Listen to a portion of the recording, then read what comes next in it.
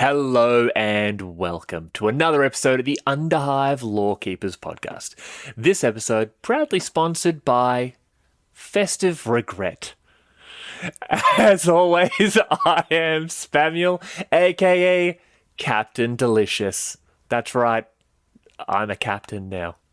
And as always, to my right, a man who in a conversation we had earlier referred to the genocidal rages of the Imperium during the Great Crusade as the good old days. It's the conspicuously cromulent crusader himself, Nathan. How are you, buddy? I'm good. Yeah, I do refer to that period as the peak period of great high fives. Just like exterminatus, high five. Wiped out an entire population that was unarmed. High five. Were they aliens? I sure hope they were. If they didn't want to get wiped out, they wouldn't have been sitting there living on that planet they evolved on. Exactly. How dare they behave like Xenos? But it's not confirmed if they were Xenos. How dare they behave like Xenos? They talked to Xenos. And frankly, that's a worse crime. Because the Xenos can at least be forgiven for being Xenos. Like, we'll kill them, but we'll feel bad for them. Like, not feel bad, but we will not much. But the humans who talk to the Xenos, they should have known better. They deserved it. You're starting to sound quite heretical yourself, to be honest. Okay. Oh, wow. Okay. It's 2026. So, it's a new year. 2026. Let's do it. New year, new podcast. I'm still recovering from my culinary what is the word I'm looking for? You know what's that word? I can't You say ate a lot? I'm still recovering. Yes, I ate a lot. Yes. I ate far too much, and we are into the new year, and I still feel like there's bits of turkey floating around. It's not good. Earlier this evening, I was playing with my daughter, the Mother Superior, and Yes. she was like on the bed and kicking her legs out, so I'd grab her legs and I'd bite her on the feet, and I'd go, yum, yum, yum, yum, yum. And then she kicked me and she said, "Get away, fat belly." And I was sort of just like, okay, yep, that's cool. Thank you for body shaming me. And my wife, the comment goddess, just laughed. She just laughed. And No coming to your defense at all. Just like saying what I'm thinking, young daughter. Yep. Saying what I'm thinking. No, that's right. 100% That is that's horrible. Yeah. Wow, great. So at least you had a joyous and wonderful Christmas. No, I got shoes. Okay. I got shoes. My son, the Goblin Juve, asked for 2 presents. He asked for a blue whistle with a black string and a blue microphone. And my wife and I, because, we're apparently intelligent adults, we thought these are 2 harmless gifts. Why wouldn't we give them to him?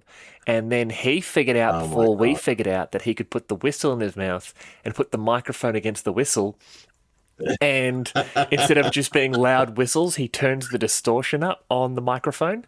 So it's like, woo, woo, woo, woo, woo, woo, woo. It sounds like he's doing like bad house techno from like the early 90s. He's basically what's that song? Check it out now, the funk's your brother. Like except it's just woo woo woo woo woo woo woo. Have you tried breaking one of either of those items? Like my children? No. They have learned that they can overpower me very, very early on. Yeah. A battle of wits, they win. Fair enough. Yes. So that's my ailments from still continuing from last year. Last year. Yes. And still in recovery from New Year's as well. So, everything's still a little bit blurry. Everything's still a little bit rough around the edges. Yes. So, how have you been? How was your venturing into work life, and I guess we call it normality. I went straight to How's work. that little I went straight back. Like escapade, I had culinary culinary escapades. escapade? Okay, yeah. That's yeah. That was Yes. 11 Anyway, minutes ago, mate. Yeah, I told you good. I'm in a I haze. Yes, had yeah. You went back to I had work. Christmas Day, Boxing Day, then Saturday, Sunday, and I was back at work on the Monday. Um, I had like a big weekend, and then New Year's. I saw New Year's Eve. That was cool. Um, Yeah. Yep. Yep. Shout out to our boy Trent. Happy birthday for the other day. Even though we Yeah. saw Happy you, birthday, mate. yeah. Um, Yeah. So this is additional happy birthdays. It's probably undeserved and unearned, but yeah. Happy birthday, mate. Yeah. Boo. so Um, yeah, no, it's fine. It's fine. Then I was back at work on the second. And yeah, it is what it is. And now it's like the weekend after, and it's cool. But yeah, so yeah. Yeah. Yep. 2025, into the sea with you. 2026, hello, welcome. This glorious new year, new me, new year, new happiness. Is how was your New Year's? Doesn't really matter. But we've already talked about my New Year's. Yeah. So I think this year I'm going to be more selfish and asking less of you, like how you are, and mainly focusing on me. Great. I thought That's so. perfect. Yes. This is a That's partnership exactly. that is going to work. Yep. Ask me my final thoughts. Do What are your that. final Just that's thoughts, the Nathan? only thing. My final thoughts This is are literally the good night, worst everybody. opening of our episode so far this year. It is. We should get into the episode. Let's get into the We episode. should. No, actually, just very quickly, we'll talk more about it in Hobby Diary. But give me one of your hobby New Year's resolutions. Have you got one ready to go? I do. I need to have a fully painted 3x3 multi-level Necromunda board by mid-year, because you and I are playing a start to finish, like 10-week Necromunda campaign or 10 fortnight Necromunda campaign. We're doing it. We've talked about it for years. Enough's enough. We're doing it. My hobby, you know what? I'm making this a multi-part goal. I think I mentioned it on New Year's already. And if I didn't, this is my reminder to remind myself back in time to do it. I am going to... okay. You and me are going to play a Necromunda campaign this year. Start to finish. Like, Right. I'm talking all books, all gangs, whatever we want. But it will be done on a completely self-made, self-built, self-painted 3x3 or maybe 4x4 Necromunda table. Will you supply all the terrain? Yes, I will supply all the terrain. And it will be an in-hive campaign, so no ash waste, nothing like that.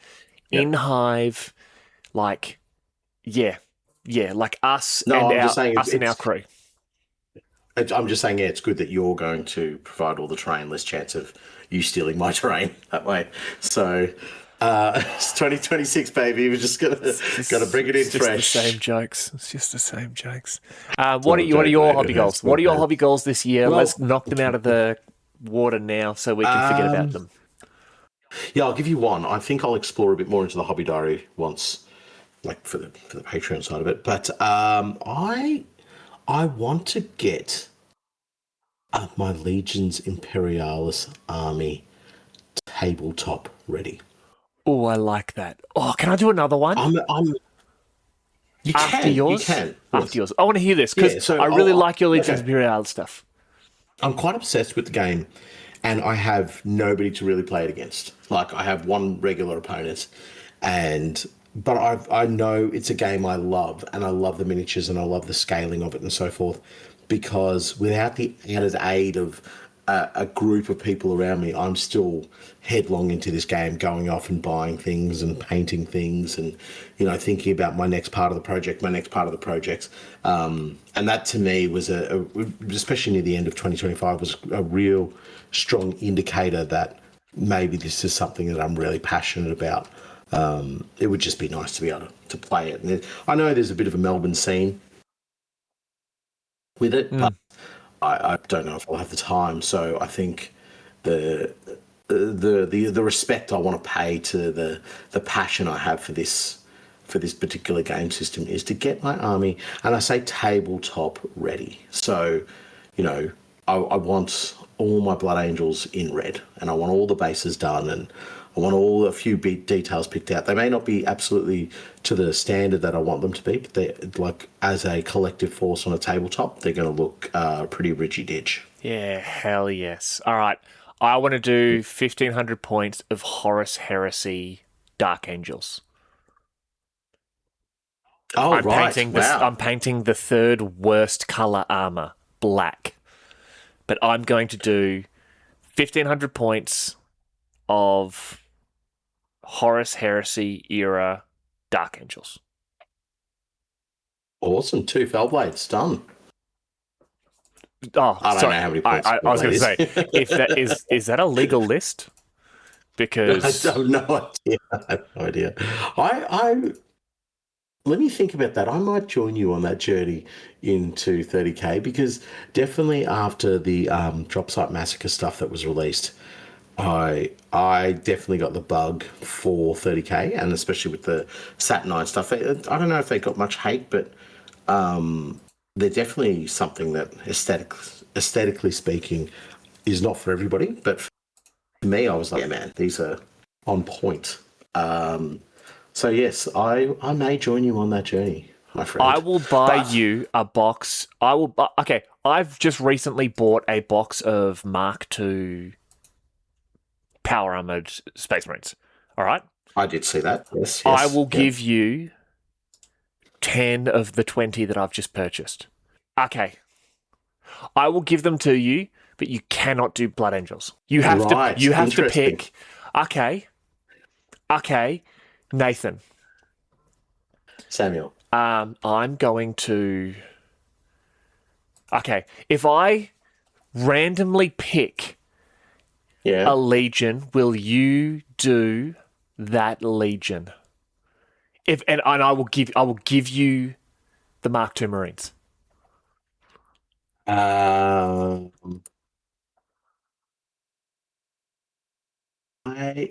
Okay, so I get free Mark II.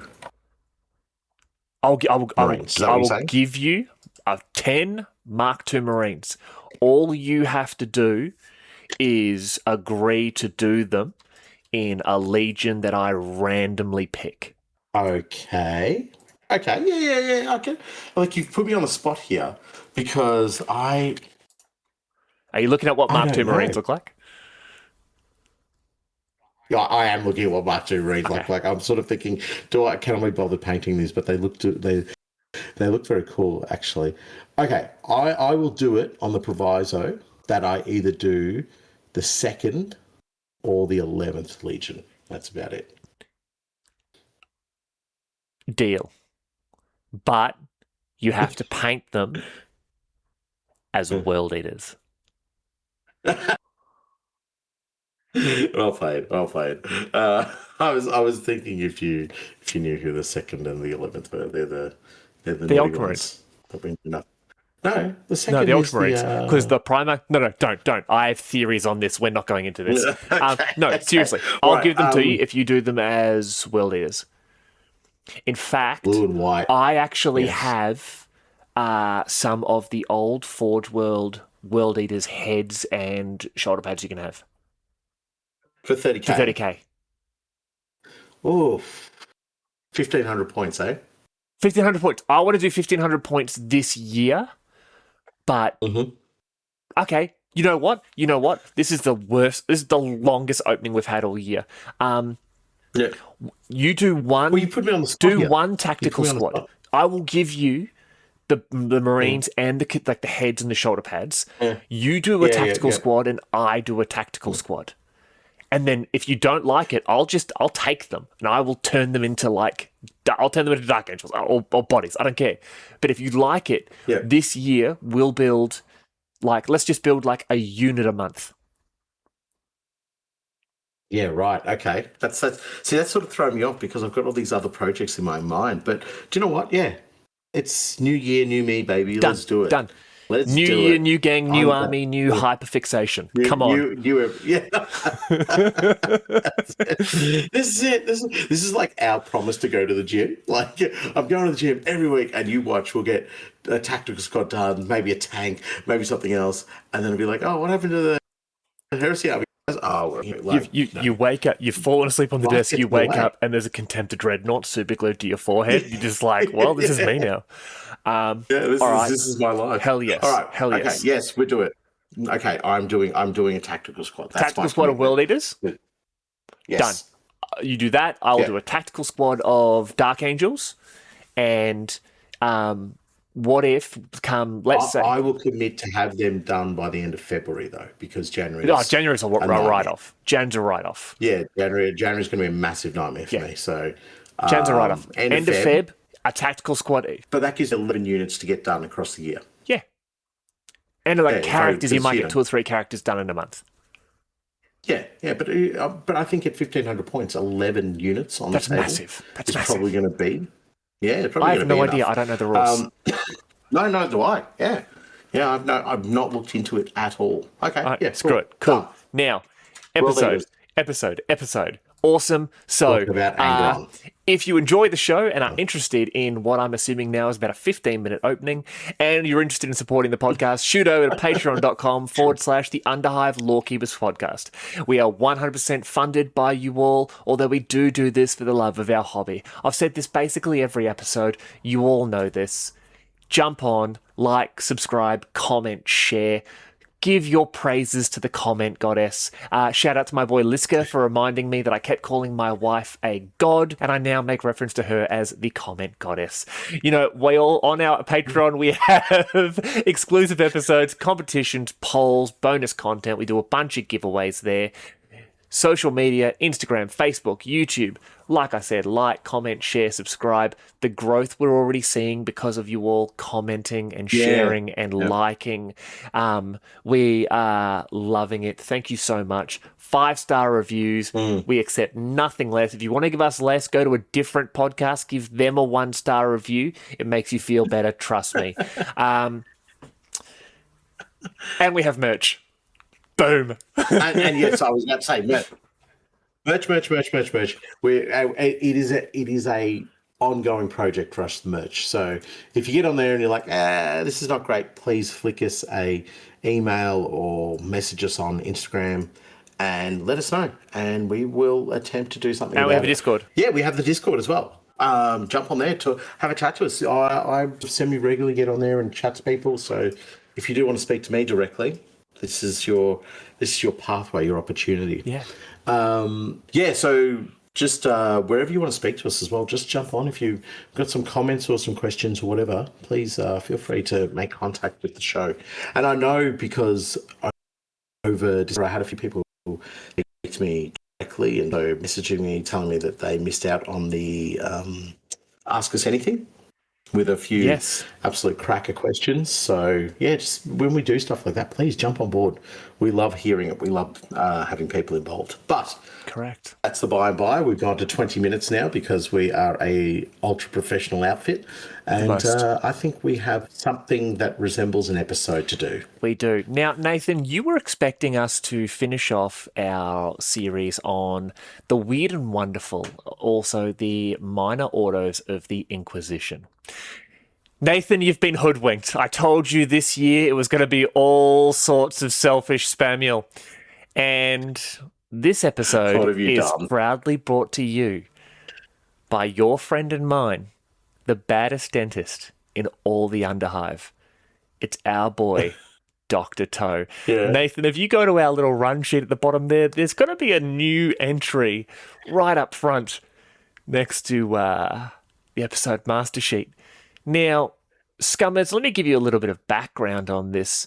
Our lovely friend Dr. Toe gifted me with a copy of the Rogue Trader game on Steam. And let me tell you, this has absolutely taken over my life. Over the weekend, so both my kids and my wife got the flu over Christmas. And so they were all going to bed pretty early. So I would come out and, Nathan was obviously out with his family or dealing with his friends or whatever it is he does. So I would basically take part in the absolute masterpiece that is Rogue Trader. And I was on like, I don't know, 20 hours or something by the time this came up. But anyway, I want to talk about Rogue Traders. So, Nathan, I have literally gone in and I want to talk about the just absolute nonsense that are 40k Rogue Traders. Now, a lot of people got excited. They thought we were going to talk about the Australian electronic rock band, that had their big hit back in 2005, Voodoo Child. No, we're talking about things that actually matter. Now... You've thrown me here. You've thrown me. So I apologise in advance. I am not prepared for this at all. We were supposed to be doing... Well, do you want? Let's be honest here. We were supposed to be doing Bastions of Law. Something about the Palinites. Yeah, we were going to do Bastions of Law. That was our dream. Then we were like, no, first episode of the year, let's wrap up our Minor Order series because it's been so popular. And I was like, it's a great idea. Let's do that. And that was a conversation we had today. That was today, and now I've been utterly thrown. And if you want to see Sam admitting to this nonsense that he does, go over to JD and the Sumsea on YouTube and have a look at the interview that he has done with us. Sam openly admits to stuffing around like this, and yeah, right, okay. Do you know what? It's your episode, your show. I will join in where I can. How does that sound? That's why they call me Captain Delicious. Now, Nathan... No, nobody calls me that. I call me that. So, when it comes to Rogue Traders, I think the best way to describe them is a very simple thought process. What if the Imperium made heresy completely legal, but only for rich people? So the Rogue Traders originally had their origins in the early days of the Imperium, way back in the Great Crusade. So when the Emperor had basically run through the Unification Wars, conquered everything, and basically said, it's time to get everyone together and just spread. Just kick them out into the wastes of the galaxy, never to be seen again. And sort of bring planets and solar systems and everything under the control of the Imperium. So before each of the great fleets that were inevitably led by the Primarchs and military commanders and the like, before each of those would come into a system, they'd typically already been visited by independent fleets led by Rogue Traders. Now, back then they were known as the Rogue Traders Militant, and a lot of these people were actually the former enemies of the Emperor. So what he did is when he conquered your territory, sometimes he knew that just killing you wouldn't necessarily get rid of the problem that is you, because you would have heirs and then, there's independent loyalties and that sort of thing. So what the Emperor would do would give you a very simple offer. You either swear service, take control of one of these fleets, and go out and form your own empire as within the fealty of the Imperium, or you can die. Now, I don't know about you. I know what option I'm picking. Number one, please, where I get to go make the same threatening gestures to other civilizations. Exactamundo. Yes. So, do you know what? I was wondering why we didn't see the images coming up from the very beginning. You're just a clown-based human. So I'm a bastard-shaped bastard. Yeah. Yes. Yeah, exactly. That's exactly what you do. You take that offer because exactly. Just touching slightly on what you're saying, man.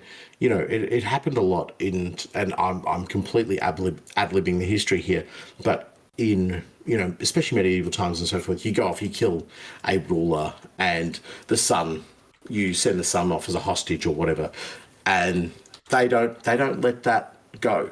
Do you know what I mean? Yeah. And they become a significant problem 10, 15 years later down the track, where perhaps, and not to say this of the Imperium, but the lust for war of that particular ruler or dominating power is gone, and they are now confronted by somebody who's fueled with vengeance, and the wrongs that were done to them 15, 20 years ago are fresh. They're still fresh now, and they still want to have them avenged. So yeah, it's a better way for the Imperium to have handled those situations by saying, like, see what we just did to you? Go off and do that to everybody else, and effectively on our vassal. Yes. Well, this is But very similar to what we did in real life during the Age of Exploration, where you had pirates and privateers and all that sort of thing, and colonial governments or the colonial empires and that would capture these pirates and basically say, listen, you are incredibly skilled, like you're a bastard, and we'd really want to kill you, but yeah, yeah. if we kill you, we sort of lose out on the years of expertise you have in regards to exploration and trading and, let's be honest, piracy and doing all sorts of horrible things. So what we'll do is we'll give you a flag to fly at the top of your ship, and you can do whatever you want. Yeah. But at the end of the day, you belong to us, and everything you capture, it's yours, but you got to pay us. And there's like you look at it. I mean, the British East India Company, for example, like they were a private company. You know, they were ruled, and people can't see this because I forget they don't see our cameras. Like I'm doing the finger quotes. The actual video footage we have, your hands are sort of in your finger. That's true. That's true. But like the British East India Company was owned by the British government, absolutely. But at the end of the day, they were an independent organisation. And that's what rogue traders are. Rogue traders have the ability to do what they want. They're the official loophole of the Imperium. So the Emperor's mandate to these rogue traders, militant, was very simple. You go out, you make contact with the former colonies of mankind. You make contact with the Xenos. You make contact with these planets and whatever happens to live there. You map them, you scan them, you find the resources and what they can give to my Imperium. You send that information back. If you find something too hostile, avoid it. Change directions, go around, say to them, I can't park here, I got to keep going. And eventually the crusading fleets will catch up to you. If you've planted the flag, that's cool. We can then set up a garrison. We can do what we want, get that planet being a good, like, functioning, tax-paying member of our society. If you haven't done that, or there's someone there that is sort of shaking their fist like old man shakes fist at cloud, what we will do is drop a few thousand, genetically altered monsters, aka Astartes, and we will, as Nathan, thoroughly enjoys, genocide them. I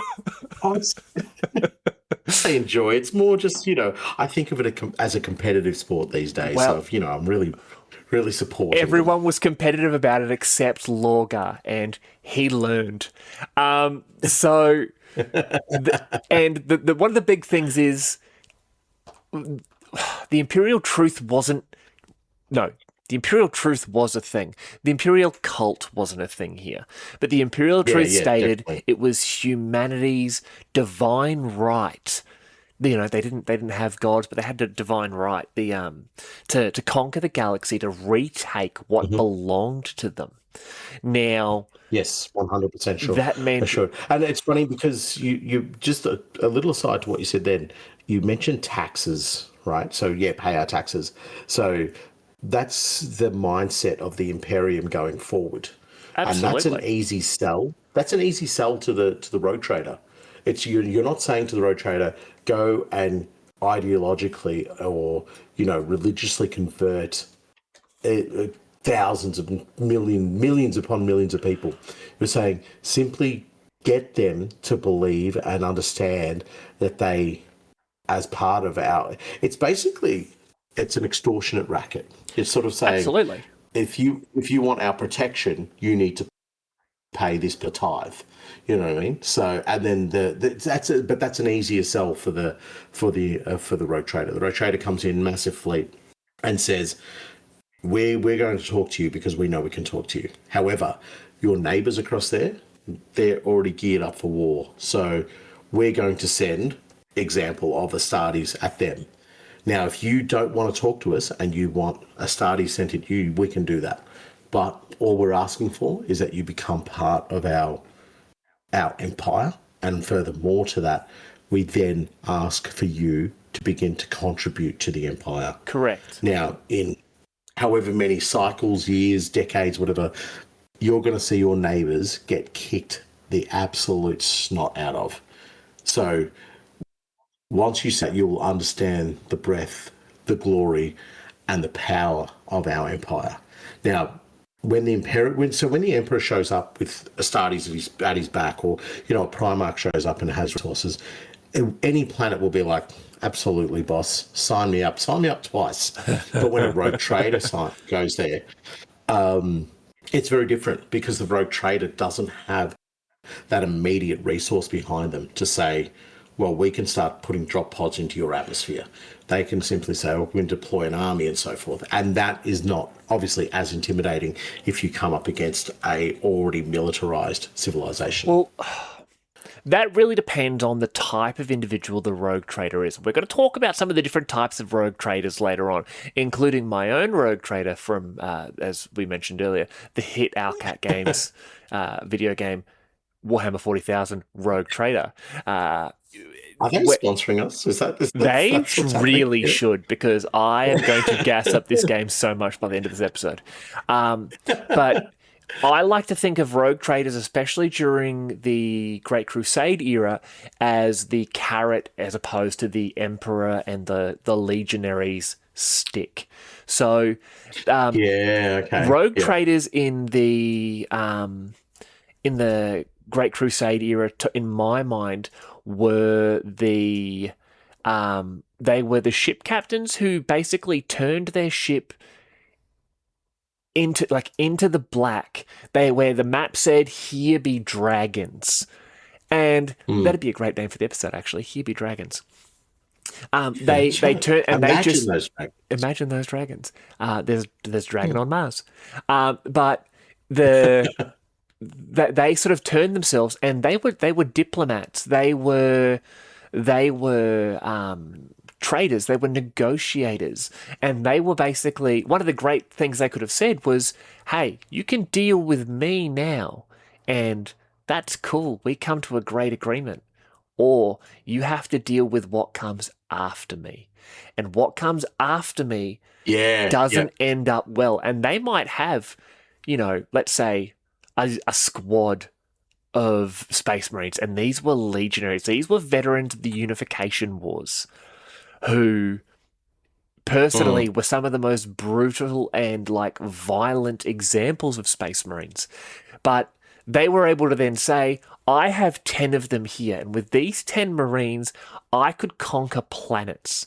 The force that comes behind me is tens or even hundreds of thousands of these. Do you want to rejoin? Do you want to become a member of the Imperium of Man, and reconnect with the home of our entire species? Well, no, it'll just be Terra at this point. Do you want to reconnect with Terra? Because in your years and your millennia of isolation, you've grown so distant to us. Do you want to come back to that? Or do we tear down everything you've built and take what is left? That's terrifying. I think that knowledge of that we could do this to you, and even if that civilization went, well, I don't think you could do that. Your 10 Marines will rock and roll them, no problems. Through pure ignorance, right? But I think the key factor is that rogue trader is willing to negotiate that point, is coming here and saying, we're giving you an option right now, because the next group that come, they will negotiate with you, but they're millimeters away from pushing the go button. They want to push the go button. I don't want to push the go button here. I'm showing you what we're capable of.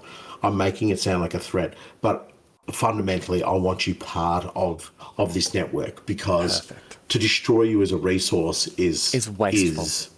It's detrimental to us. And I think the key factor would be that, you get one of the, what were they called, the expedition fleets. You get an expedition fleet, and they're primed, mate. They've got a lot full of not only Astartes, but Imperial army and, Solar forces who are they're itchy. They're ready to be deployed. They want to be deployed. So, you can imagine that I think it would only take one or two lessons in a particular sector for then the rest of them to learn. But so you'd be like, oh yeah, that's it. Plenty of empires underestimated the Imperium of Man and the Astartes, and they all paid the price, because, Nathan, I don't know if you remember, but I was there the day Horus slew the Emperor. That's all I'm going to say. One of the greatest lines in our beloved IP. Yeah. This is, if you do not know that line, read Horus Rising. And if you do not respect that line, reread Horus Rising. Like, if that doesn't send you a little chill up the spine, then what a phenomenal series. But anyway, that's the by and by. Tell me more, Samuel. Tell me more about Rogue Traders. One of the main weapons. I have a question for you, because I just looked up mine. No, I have a question for you. You mentioned the Rogue Trader game. What is the name of your Rogue Trader? Krad Balak. Kraad space Belak. Weirdly enough, close, it is the reversed version of Caleb Dark, who was the champion of Malal in Warhammer Fantasy. Oh, okay. All right. So you're destined for failure with that. No, it's the reverse of that champion. Yeah, so I'm going well. Yeah, he was one of the champions. There were a group called the Doomed Ones, and he had a weapon. I believe it was called Dread Axe. Yeah. He was scream out, Dread Axe thirsts for you. Right. Okay. All right. Cool. Yeah. No, I named mine. My Rogue Trader is slightly heretical. So, I'll give you a little insight to my one. And I was in a situation where I was able to play the game because I was off with my surgery. So I was just like, okay, I'll find something that I'll play. And I definitely embrace something beautiful. My one is Torganus. So, why do I know that? Torganus. Torgadon from the Mordor, who I unashamedly will say that I'm in love with that Space Marine. He's amazing. Anything that happened to him after his death, I ignore. That's fair. Anybody who comes at me with like, Torgadon reborn or Torgadon risen, boot off. No. I don't want to know about it. I will bury my head in the sand. So where you might be slightly heretical, a shock horror, everybody. I am dogmatic as hell. You broke Imperial law, though. Yeah, but we were saving. You broke Imperial law. So pack it up, pack it in. You jaywalked, get out the airlock. Now, back to Rogue Traders. Continue with away from our anecdotes. Even going back to the Great Heresy, Rogue Traders were given a weapon of unique power. This was called the Warrant of Trade. Now, the Warrant of Trade is, in any Rogue Trader family or dynasty, the most important thing they have. The Warrant of Trade grants them their position. Now, it is the instrument by which a Rogue Trader is granted their lofty position and the method by which they exercise their considerable powers. Warrants are granted on the highest of authorities, usually by the office of the High Lords of Terror themselves, and by extension, the emperor. Interestingly enough, some of the original warrants of trade were actually signed by the emperor. This goes back to Yeah, those right. those Wow. former warlords or kings or Yeah. queens or nobles of those empires and sort of kingdoms that the emperor conquered during the unification wars. Now, Yeah, right. Oh, so you're so wait, hang on a second. Are you saying there's rogue traders from Terra who were from the Unification Wars? so what actually happens is, and we will touch into it in just one moment, but Okay, yeah, no, yeah, so when continue. a rogue trader actually gets their warrant of trade, it's hereditary. So once it's issued, it Yeah, actually gets passed down generation by generation. As yeah, long as there is an heir to actually take over the position of like head rogue trader. What happens is a lot of the lines have died out over the last 10, 15, 20,000 years. yeah, Sorry, it's actually like 12,000 years, don't tell Gulliman. But they will typically die out, and the warrants of trade are either taken back to Terra, given back, and I believe they're given back to the High Lords or destroyed by the High Lords. But there are Oh, okay. rogue Yeah. trader dynasties that have existed from the Unification Wars, and there's just been Wow. like heir after heir after heir, kind of Mm. like a Zeppelin between planets, you could say. Now, Yeah. so Right. these dynasties have actually existed for 10,000 years. Some of these dynasties have taken so many planets and systems and material and tithe for the empire, sorry, for the Imperium, for the emperor, that there isn't even a number to outlay how rich they are in just material wealth. Like Yeah, some okay. of them control systems that they're not necessarily forge worlds, but industrial worlds or hive worlds Well, where they are tithing, the wealth of entire systems every single year. But it's yeah, to right. to Wow. these families, the money means Mm. nothing. It's the position. Yeah. Mm. It's the fact that, they can buy and sell planets, but they they do it because their family's been doing it ever since the Emperor or Malcador or, Constantine Valdor originally sent them out back right after Yeah. the Unification Wars. Like, it's insane. Yeah. So it's the clout. It is. It So is. yeah, yeah.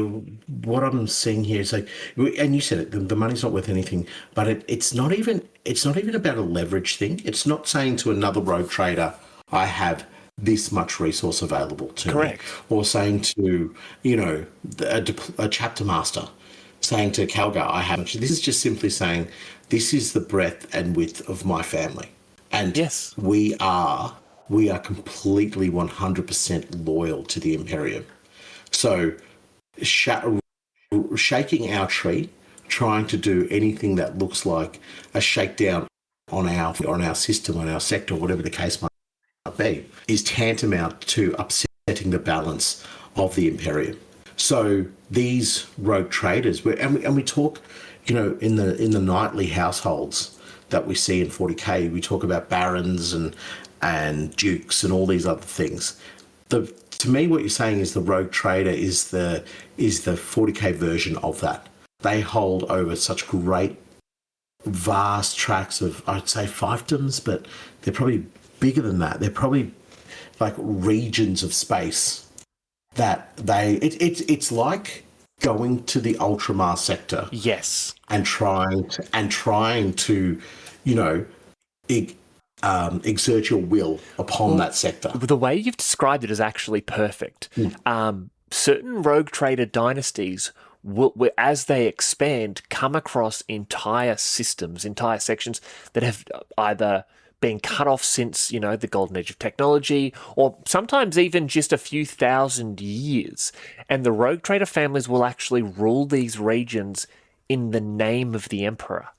So they effectively create, not as large as Ultramar, of course, but they create these Mm, tiny fiefdoms and these small feudal empires mm. where the planets serve the rogue trader or the governors who just happen to be the cousins or children of a particular rogue trader dynasty.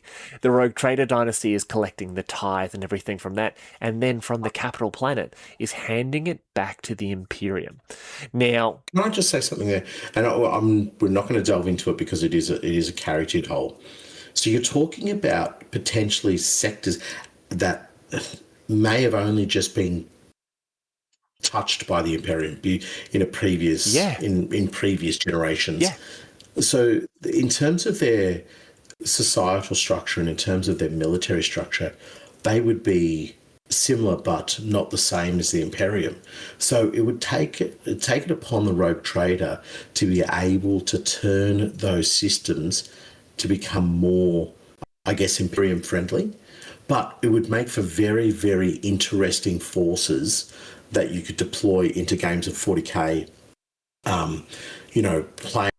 Playing a campaign, a Necromunda style campaign, but only in the rules only. Like it's not on Necromunda; it's on one of these sections of a planet where the concept of the tithe wouldn't exist. The Mm. concept of this brutal sort of competitive infighting wouldn't exist. It's the freedom to do anything you want with that particular sector before the administratum gets to it, basically. Yeah, right. That is very interesting. That's sort of like, blank slate Imperium. Go for it. Well, What that's what the what thing. could you make? Yeah. The Warrant of Trade gives you, as the rogue trader, the right to operate however you want in any way, shape, or form, as long as you need to pay fealty to the Imperium.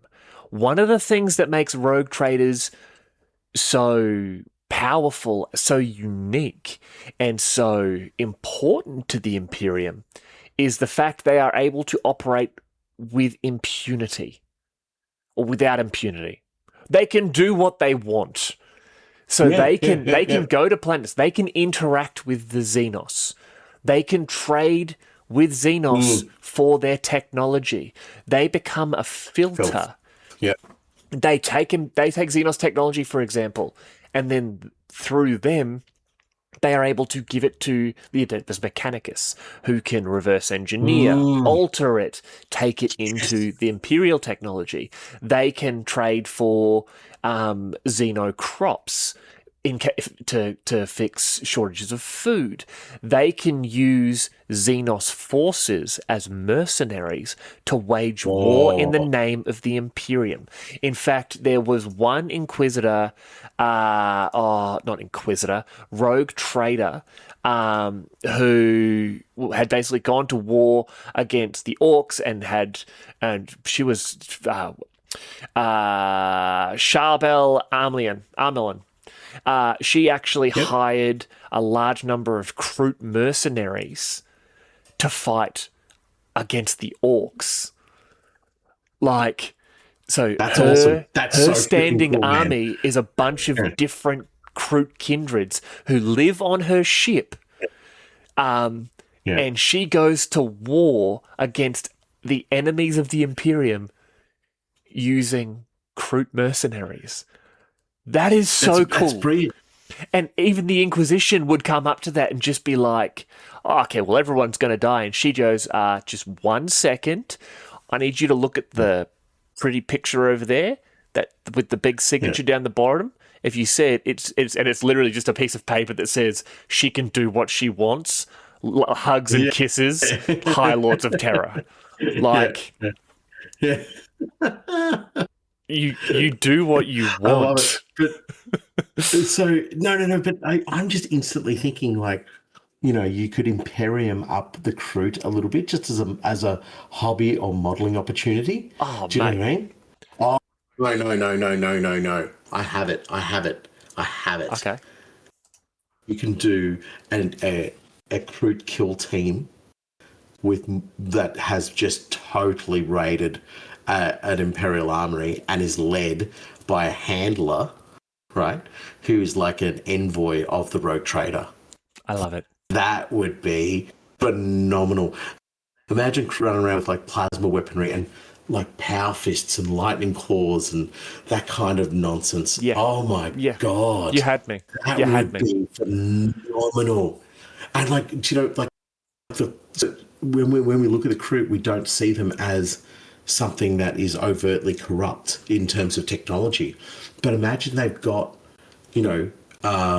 bionic eyes and bale eyes and shoulder mounted things and, all this additional stuff that we see dotted across not dotted, but just across the Imperium, where it's all these extra bits and bobs that you get laced into you, just all the technologies merging with the flesh, but doing that to the Crute. That would be just an absolute phenomenal kill team to see. Blow your mind. But another thing you got me thinking about here is the interaction that the rogue trader would have with the greater Imperium of saying, right now, you cannot be involved in what's going on here. You need to back off a little bit and basically let me cook, because the goals and the target I will achieve will make everything better for us collectively as an Imperium. So I instantly think of something like a crusading fleet of Black Templars rocking up, and them saying, well, this is absolute heresy. You're dabbling with Xenos filth. You're dabbling with the technology. We're going to crusade all up and down your shop. So, But they would be able to then turn around and say, no, everything I'm doing with the authority of the High Lords of Terror, and through them, him on Earth. And even the Black Templars would look at that and go, oh, okay, but we're going to be keeping an eye on you. And the rogue trader can then go, no, you are not keeping an eye on me. You can leave. You can pack your shite and boot off. I think there would be some very dogmatic Space Marine forces, particularly Space Marine forces, and also ecclesiastical forces, who would still attempt to go into combat with their mindset of, this is the wrong thing that you're doing. Do you know what I mean? And so they would still try and take action against the rogue trader. Absolutely. I 100% believe that would, and that could do you know what that would do? That would just slow down the whole process of whatever the rogue trader is trying to do. So, and I guess, yeah, go on. No. Well, I'm glad you've mentioned what the rogue trader themselves is trying to do, because there's a bunch of different sort of common ways an individual will actually become a rogue trader. Now, the most common version of this is the Administratum Trade Mandate. Now, a trade mandate is an example of one of the countless numbers of administrative instruments employed by the Adeptus Terra. It is an instrument of strategy by which the division's policies for the managing of the unmanageable are drawn up. Now, by the way of a myriad of utterly incomprehensible cogitations, vast armies of scribes and factors plot the needs and means of the Imperium's worlds, and attempt to allocate the resources in such a way as to allow future generations to continue their work. Such a process has no meaning or function, and has long since become an end to itself. The worlds of the Imperium merely carrying on as before, regardless. Now, the trade mandate is a product of this system. In such a case, the cogitations have determined that at such and such a date, in such and such a region, the efforts and services of a rogue trader house will be required in order to steer the region's fortunes or to expand its borders in response to a particular threat. The date at which the trade mandate is to be granted might be many centuries in the future, and so entire armies of scribes will spend their whole lives selecting the eventual recipient of the trade mandate, even to the extent of determining that an imperial servant not yet even born is to receive it. So you can literally, Wow. it basically matrixes up that Yeah. the 11th great grandchild of this particular Yeah. individual is going to be a rogue trader. That they are going to be given this this like piece of paper that lets them do whatever they want, and it's just like, see ya, go have fun. And like That's it's literally bonkers. just says we need someone, given the projections Oh. that we're going to run out of money or food or whatever Mm, in this particular region of space, we need mm. someone to just go and get more, and it will just decide that this We, individual is going to be yeah. needed. Can you imagine you go to Have, work one day and some service girl comes in, someone goes, yeah, they go, yep, that's the person. You think you're in trouble because, you stashed that extra bit of ration bar in your pocket after yeah. you finished work a couple of weeks ago and it's been plaguing your mind. And then they're like, hey, you're literally untouchable to anyone except the High Lords of Terror, the Emperor, and maybe this 9 foot tall genetically engineered killing machine. Go Yeah. and do what you want. Yeah. And you're just like, cool, cool.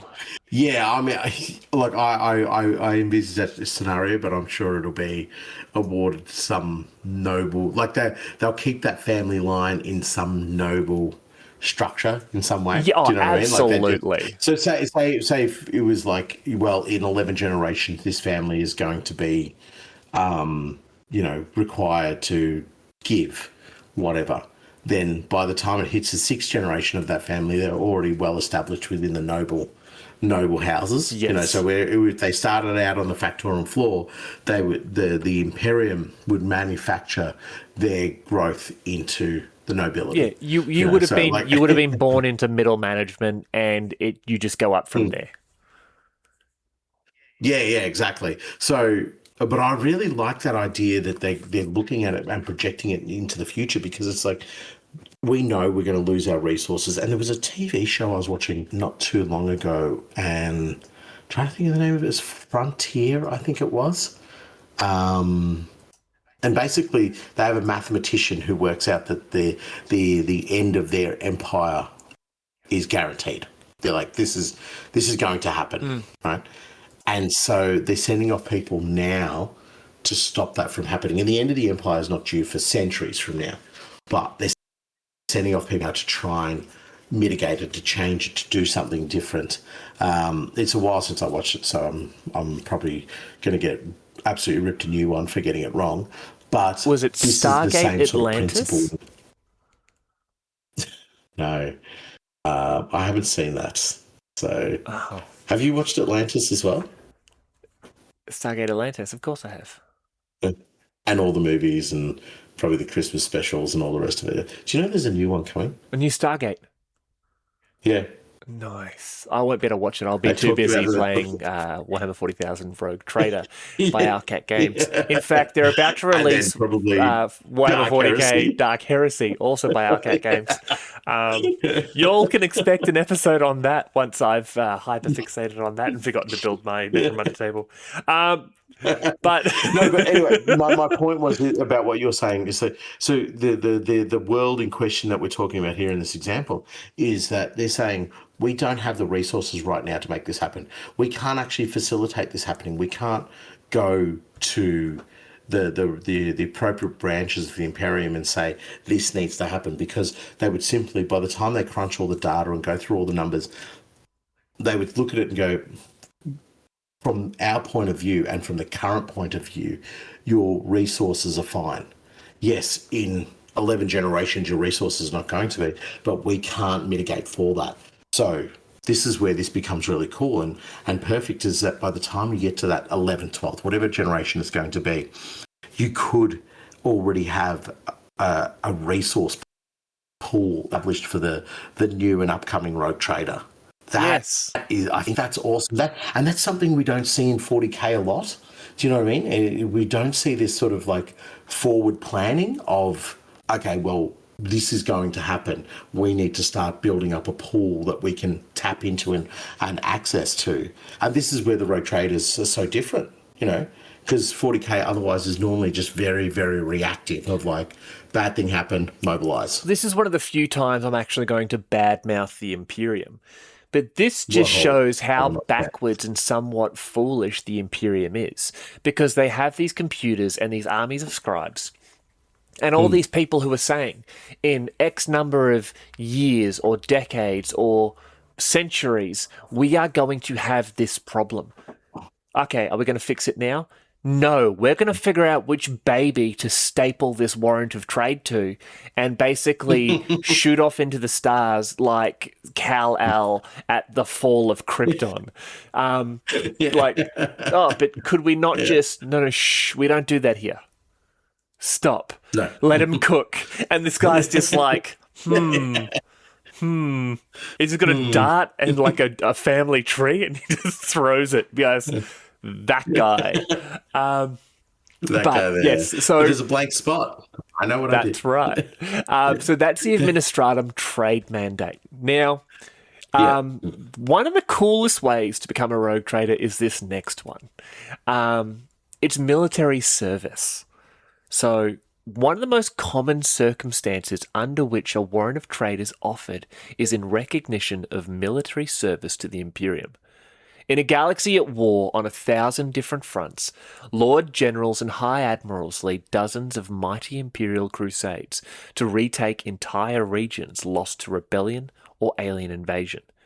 Such mighty leaders have under their command millions of warriors and hundreds of warships, and over the course of a crusade lasting decades, they might claim dozens of planets in the name of the Emperor. Those individuals who succeed will be honoured at the very highest levels, decorated with a multitude of medals, have victory parades, high days and celebrations held in their name, and even have whole planets named after them. Such men and women rarely retire, having completed their life's work. However, and they are often restless and uncomfortable in non-military circles. The boundless and untamable energies of such leaders are best put to good use, and appointment to the rank of rogue trader comes to many as a welcome outlet that can benefit the Imperium. Nathan, this is the type of rogue trader I would see you as. Now, I can pick... My rogue trader in the game is exactly that. Yes. But go on, continue. But I can picture you, like loving this type of rogue trader, because to me, this is the perfect rogue trader for the current Imperium, where you have these retired generals or admirals who have spent their entire life perfecting the art of war. And they're so used to leading these armies or these fleets or this combination, obviously against the Imperial army breakdown, but that's neither here nor there. But they would be able to take part in these actions, and they are then told, you're no longer part of the Astra Militarum or the Imperial Navy, so what we're going to do is we're going to give you a ship or a fleet of ships. We're going to fill them with men and women. And this general would be saying, well, my old regiment, I want them, because I know how we fight. And they would build their fleet, because obviously they'd be given free reign to pick who and what they want. They can pick, they can design their force as an arm of the Imperial military machine, and then they can go into the black, or they can head in towards the Cicatrix Maledictum. They can head towards the Eastern Fringe. They can go towards where they know the Hrud or the Loxotl or any of these Xenos species have been attacking Imperial planets, and they can take them back and claim them as part of their own sort of new fortress system.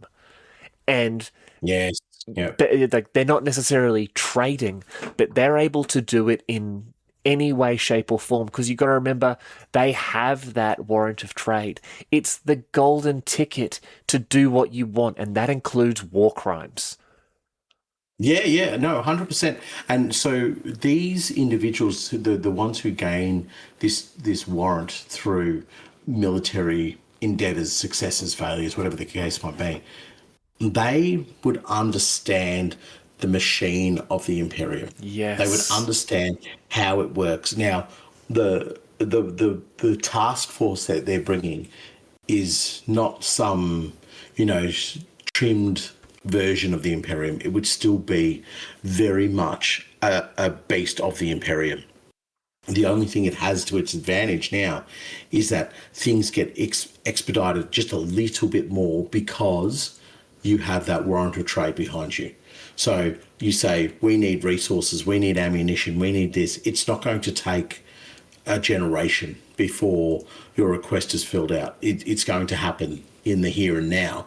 Things are going to be very, very quickly happening for this particular, and I'll refer to it as an Astra Militarum commander, which, you know, it would be something that would just be a fever dream for them. They'd just be like, brilliant, this is exactly what we want. But I guess the danger of this type of rogue trader is that everything would be done in a concept of conquer and militaristic advantage. You know, so you may stumble upon a system that has been disconnected from the Imperium for so long. And I guess an Astra Militarum, former Astra Militarum commander would look at that and go, how do we utilize this into a militaristic resource straight away? Imagine telling these military commanders, you get to do what you know and love, shoot things, but you don't have to deal with flunkies from the administratum. You don't have to worry about, you know, when you're taking forces, are they going to be, you know, do you have to request them? Do you have to wait for reinforcement? No, you simply say, I'm doing what I'm doing for the good of the Imperium. Give them to me. Yeah, and I'm totally down with that. I think these would be the ideal forces to go send off, where you know that maybe you need a force for suppression and not necessarily for dominance. Does that make sense? So you're not trying to send in a militaristic force that's going to control and capture an entire sector, but you're going to send in a force that's going to say, okay, we are going to fight against Dark Elder raiders, Drukhari raiders, but we know we can definitely turn some of these Drukhari against each other. You have that mandate to go do that. Fight alongside them. Use them as part of your, you know, your resources that you see that you may need available to you. But go for your life. Your warrant of trade literally allows you to requisition entire regiments of the Astra Militarum. You can hire mercenaries from, like we said before, you can go and hire Xenos mercenaries. You can literally go to pirates and say, hey, douchebags, you want something called legitimacy? Well, you just joined the fleet of Grand Admiral Nathanicus. And let me tell you, you get to keep half of all the booty we get. The rest goes to me. And then I take half of yours for the tithe. You cool? You have to be cool, because if you're not, I'm going to blow you up. And but I can see them doing this shenanigans to the Imperial Navy as well. Yes. You know, going to the Imperial Navy and saying, give us your Mavericks, give us your frigates that are just naughty no goods. They just constantly on the fringes of orders, right? And saying, we want them. These are the people that we want. You kind of want to get rid of them, but also we want them because these are the ones who are going to go off and do silly things for me. Give me the ones who want nothing but glory. Give me. Yeah, exactly. Oh, give me whoever's in your brig. Oh, just empty that brig, put them onto a ship. That's now my ship. Yes, I'm taking that. And then these and what we were talking about before with you're taking the shackles off an Astra Militarum commander or an Imperial Navy admiral. You're doing that with the troops in the actual fighting circumstance who are saying, okay, the shackles are off. Yes, you don't need to wait for my order as an admiral to start absolutely rock and rolling the joint. Just start nuking them, you know what I mean? And the thing about it is, and this is the horrible part, if they far and they do something that offends the status quo of your little fiefdom at the time, then they were mavericks and pulled out of the brig. Just nuke them. Just take them out and we will get more. And we will get more not 10 years from now, but 2 years from now, a year from now, we will have replacements. Yeah. It's a perfect scenario for anybody in the Imperium who just wants to get the wheels turning and like now, go. I see that, what was it, Rogue Trader Nathanicus? I see Rogue Trader Nathanicus going to the nearest penal planet and going, give me every mother killer and bad mamma jamma you have. I'll take the lot. Why? There's just, listen, firstly, less talky, more prisoner walkie. All right?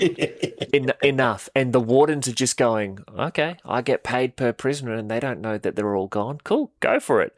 And because you look at those Astra Militarum prisons where you've got, basically everyone that makes up the last chances, like you gather a regiment worth of them and you feed them into the meat grinder and you don't care because you say to them, if you capture me a planet, if your actions turn the tide of my crusade, I will give you a position in my house.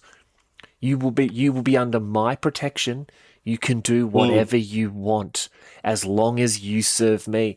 And these straight up murderers, like 2 steps removed from Night Lords, they are frothing at that opportunity. But I would see them also as, empty the brig, empty your prison planet, load them up onto the ship, and then you just give that ship to the Dark Elder. And that's another thing. There's my payment. I was going to talk about stuff like this later on. Yeah. 300 Cabal warriors from you. That comes down to, let's talk about alien mercenaries later on, maybe different ways you could pay them. But yes, exactly. Now, the next type of mandate we have there is simply known as intrigue. Nathan, now while it is possible for a warrant of trade to change hands through overt aggression, a change in title is actually more likely to occur through underhanded methods. Assassination of varying sorts is not uncommon, and neither is fraud, but the most common of such methods is outright bribery. This might occur when a rogue trader has overstepped the limits of their authority, and a rival garners sufficient evidence of the transgression that the Imperium would be forced to censure them, were such evidence to be presented to a high enough authority. Such crimes are most likely to include trafficking with alien empires forbidden even to rogue traders, or dealing in goods tainted by the ruinous powers. This issue might not even be something considered a crime, but evidence of political machinations against more powerful individuals and institutions. Perhaps worst of all, a powerful rogue trader might be accused of seeking to establish their own private empire beyond the Imperium's borders and secede from the rule of the Emperor. Many rogue traders have tried to do so, most eventually being brought to justice by the Imperium's forces. In such a case, a rival may take power of an existing warrant of trade and all of the assets and rights associated with it. A new line is established and the old one slowly dissolved until little or nothing of the former dynasty remains. No one knows how many rogue trader houses have been established in this manner, but no doubt a significant number of warrants have changed hands many times throughout the millennia. So even amongst rogue traders, much like inquisitors, there are certain lines that cannot be crossed. You can deal with Xenos as long as they're not real bad, like the Sloth or Enslavers or, I'm assuming, the Space Welsh. It's 2026. The old guns are still good.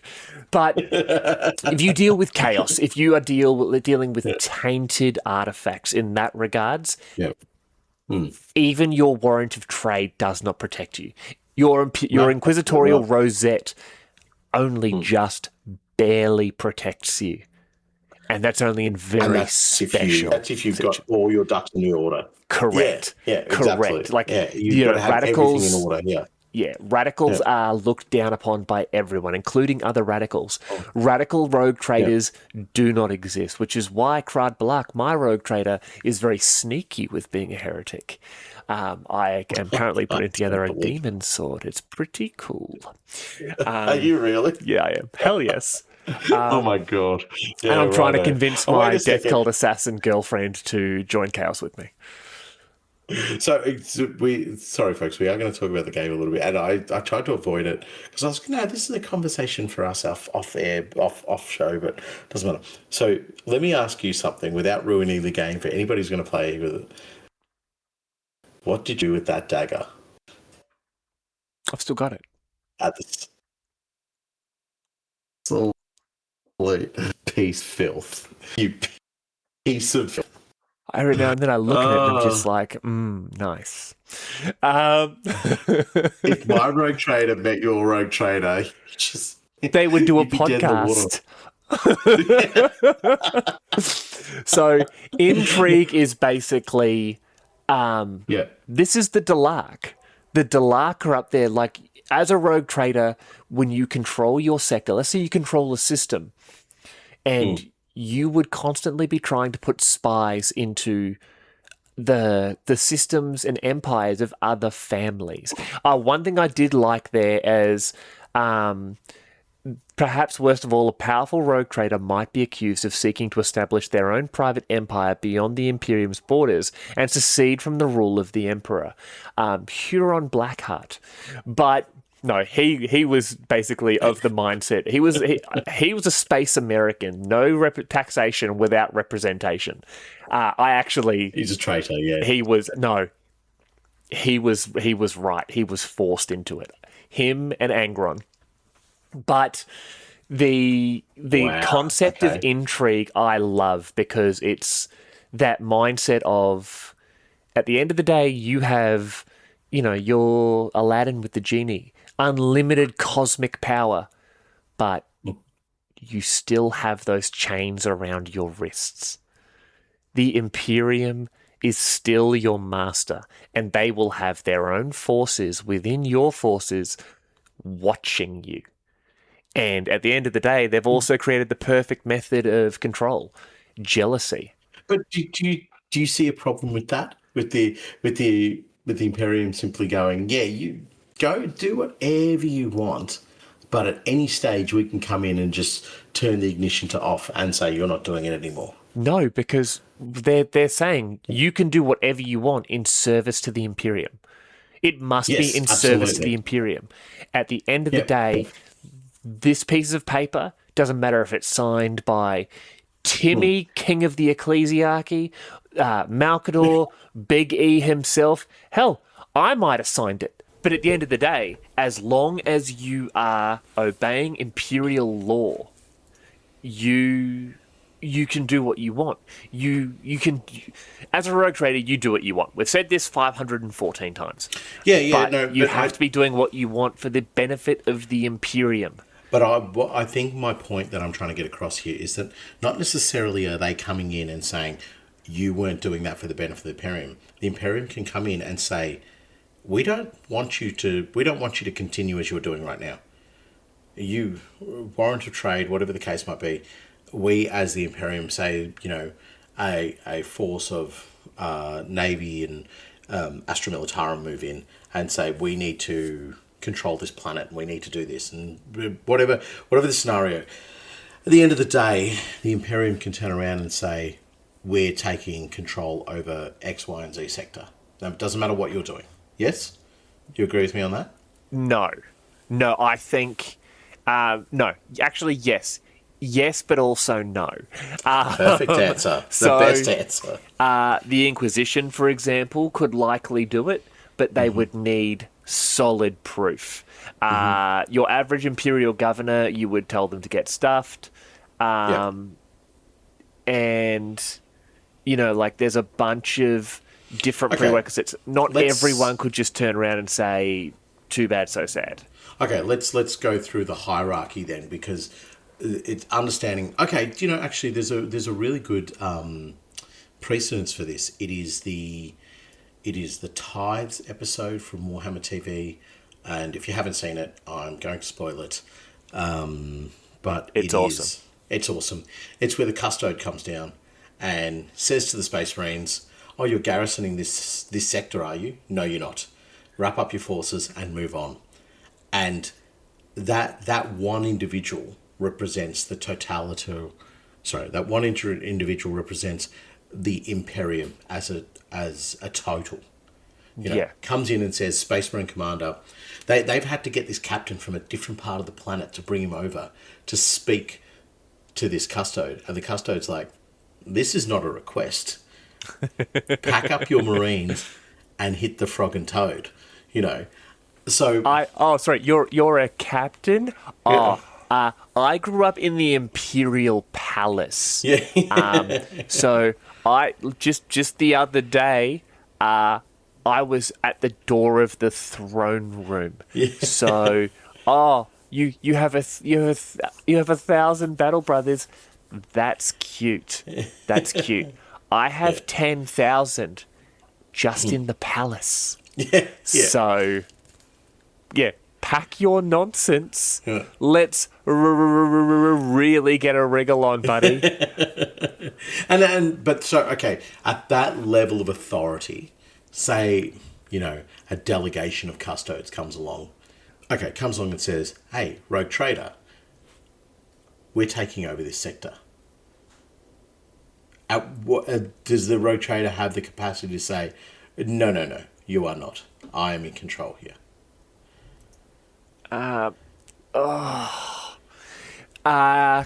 Okay, so one of the reasons through intrigue that a rogue trader could gain or lose their Warrant of Trade was the condition of the formation of an empire outside of the Imperium's control, yes? Mm-hmm. Just saying Ultramar. But, so what happens when rogue traders control these systems, they discover systems and bring them into the Imperium, they create your almost like little trade hubs or these trade routes either within their systems, but also linking it into the Imperium as a whole, etc. Okay, cool. We agree today. Yep. Mint. Now, what would be happening there is that effectively creates a small sub-empire under the control of the Rogue Trader dynasty in subservience to the Imperium. So if they turned around and said, "We are going to take over this system," for example, I believe that the Rogue Trader would be justified and would actually be legally entitled to tell them, "No, this belongs to me. It's part of my trade hub. It adds towards my tithe and my family's tithe, my dynasty's tithe, etc." And outside of severe, hierarchical interaction and someone very serious getting involved, I think that the rogue trader could quite comfortably turn around and just hit the bricks, chief.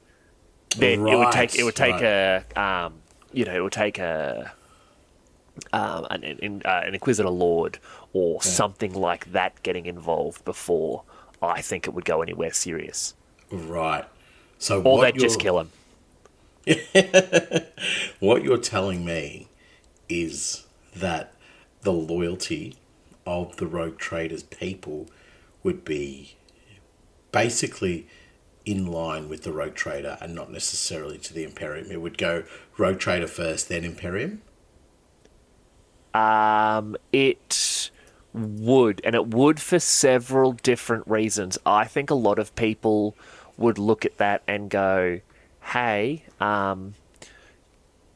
if the Imperium comes, you don't get paid the same way. They won't pay you what I pay you." Rogue traders are basically Tyrion Lannisters, running around being like, "Hey, I will pay you more. Whatever they offer you, I'll double it." Right. So you've highlighted everything I needed to speak about in that. What you're saying here is pretty much what the rule that the Primarchs had over their systems, which is you are loyal to me first and the Imperium second. There will be pockets of you who will be loyal to the Imperium before me, probably Terrans, probably other battle brothers who don't quite grasp my vision, don't quite grasp my understanding. There'll be some planets that will be loyal to the Imperium before me, but ultimately the majority of the populace in servitude to me will put me at the top of the pinnacle, and then the Imperium. So that is what I'm saying is dangerous about a rogue trader. A rogue trader can create that atmosphere and that sense of, okay, well, I'm your preeminent. I'm the thing that you must love before you love anything else. Now, we pay our tithe and we do that and we respect the Imperium. But at the end of the day, no, don't. At the end of the day, if the Imperium comes knocking, you do not bend the knee to them. You ask me if you can bend the knee to the Imperium. And if I say yes, we do it. If I say no, well, we've got a whole little snafu right there. And we will explore that with turbo lasers and macro cannons once we decide to go down that pathway. So this is what I'm saying about... No, I don't believe that that at all.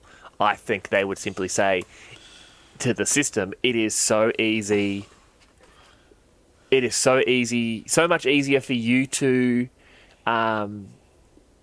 have me as your representative to the Imperium, because I ensure a better lifestyle than if we were under the control of those nerds from the Administratum. Yeah, but if the nerds from the Administratum turn up to that agri-world and say, we're taking all of this, behind the back of the rogue trader turns up and goes, no, you're not. What happens at that point in time? That's the problem I'm talking about. So the independence that we're talking about and this intrigue where, one rogue trader tries to outdo another or uses nefarious means to undermine their warrant of trade. This is what I'm saying. These are the scenarios in which a rogue trader could become easily displaced, because you could simply say, you've got buddies in the Imperial Navy. Go blockade that system. Why? Oh, we know there's chaos cultist activity. And then another rogue trader rocks up and says, well, you're blockading my system. I'm not going to have that.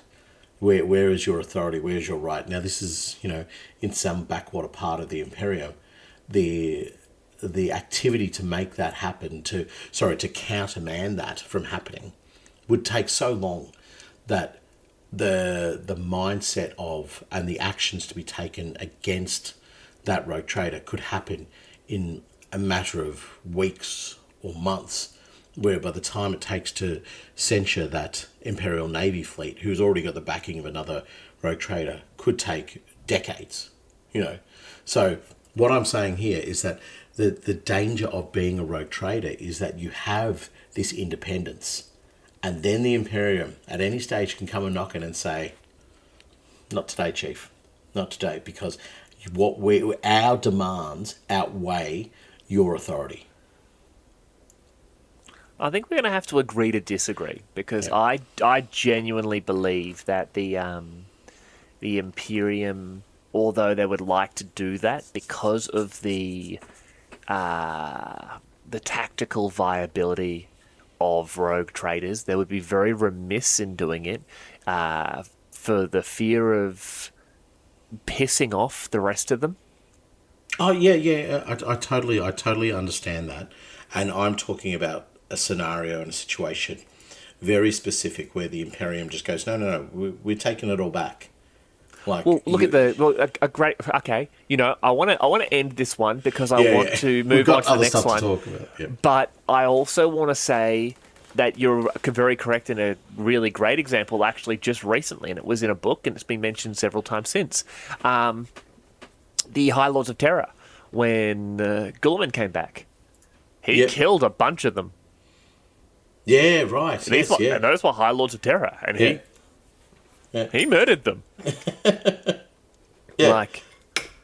He murdered the heck out of them, just like, because I'm gonna do me, because he is the Lord Commander of the Imperium, and also the High Lords of Terror are all bastard-shaped bastards.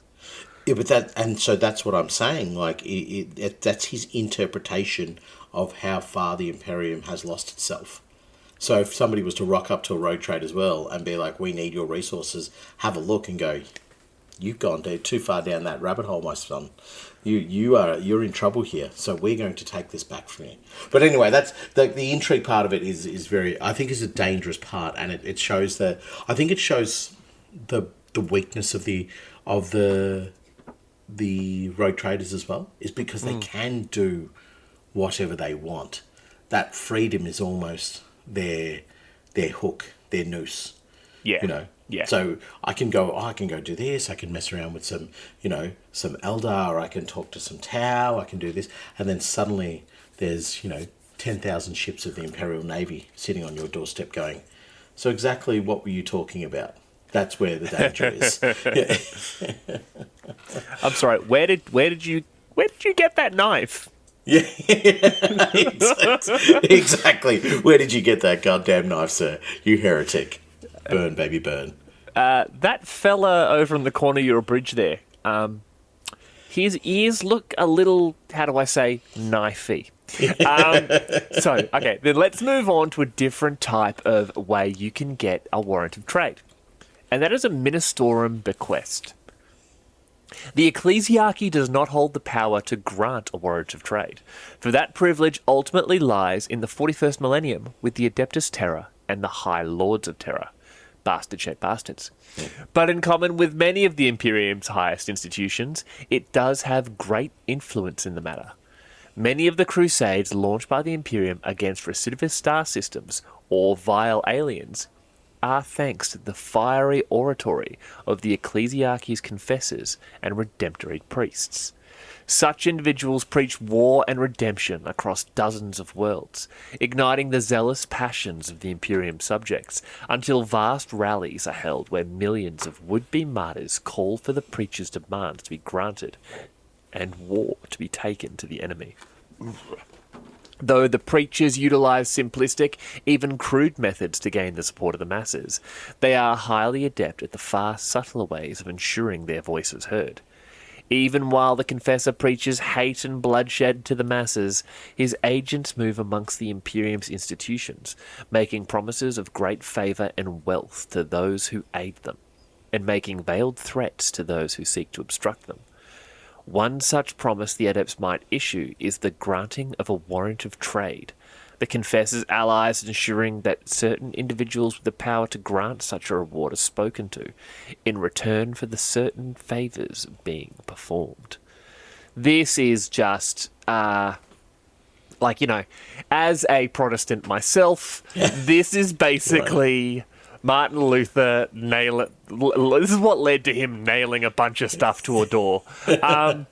This is the ecclesiarchy doing what they do best. Apart from preaching the emperor's truth, they are whipping the masses up into a religious fervour and ensuring that what they want is done. I mean, this is exactly how Goj Van Dyer got into place. He once you controlled the masses with the power of religion, he was able to do what he wanted. But this is beautiful. It just shows that even the High Lords of Terror can be influenced, or the Adeptus Terra can be influenced by the masses when the masses are pushed by the oratory of a holy person. Yeah, absolutely. Like the Aranthian succession, 100%. The Aranthian succession changes the face of Necromunda because, and as much as all it took was a potato gun. It took a potato gun, yeah. But as much as we look at the Aranthians as, the major catalyst of that, without having the preacher and the religious fervour happening across the planet, that Aranthian succession dies before it starts. And that's is what I can imagine some of these crusades look like. So there would be elements of the administratum of the High Lords of Terror who would be egging the ecclesiarchy on, saying, we need to push for another war, or we need to push for, another crusade to begin. Here are your resources.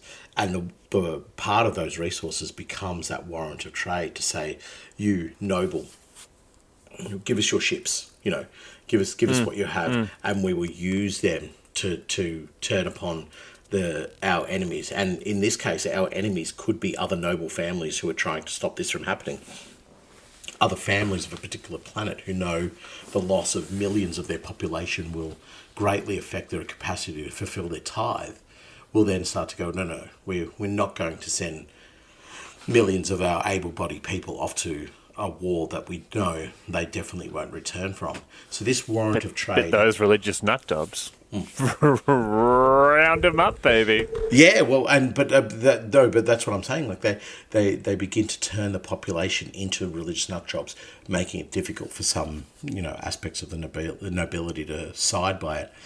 But then it's I can't imagine the warrant of trade being issued to an ecclesiastical preacher, because it just seems freaking nuts. So I'm saying it's the best kind of nuts, though. Sorry. So I'm seeing this warrant being waved as a carrot to nobles, or to say Imperial command, say an Astra Militarum, very high-ranking officer, saying if you can mobilise the people on the planet, push our nobles, and make the political turn to start up a crusade or whatever the case might be, then guess what? At the end of this crusade, you get your warrant of trade. That's a very, very good carrot. Now, I do agree with you. A warrant of trade in the hands of a religious nutter you would see some of the greatest expansions in the Imperium. They'd be short burning flames. They'd get in there, they'd destroy a whole bunch of stuff, and then they'd go to set up their system and realise they're deep, deep within Comera or something like that. And just feel like we just went a bit too far. We're actually on a planet run by Dark Elder, and that's it. They're dead. Gone. Kaputski. So, look, I think it would be really cool, but I see it more as this award, something that they can give out to those who are either more capable of running a process that the warrant of trade would allow, but also having the facilities and the logistics in place to be able to motivate and move such a force. But it's the ecclesiarchy at its best, as you said. It's the absolute. It's the reason why they're not allowed to have a Veritas militia. Yeah. Because they can twist and bend scenarios so brutally to their own will.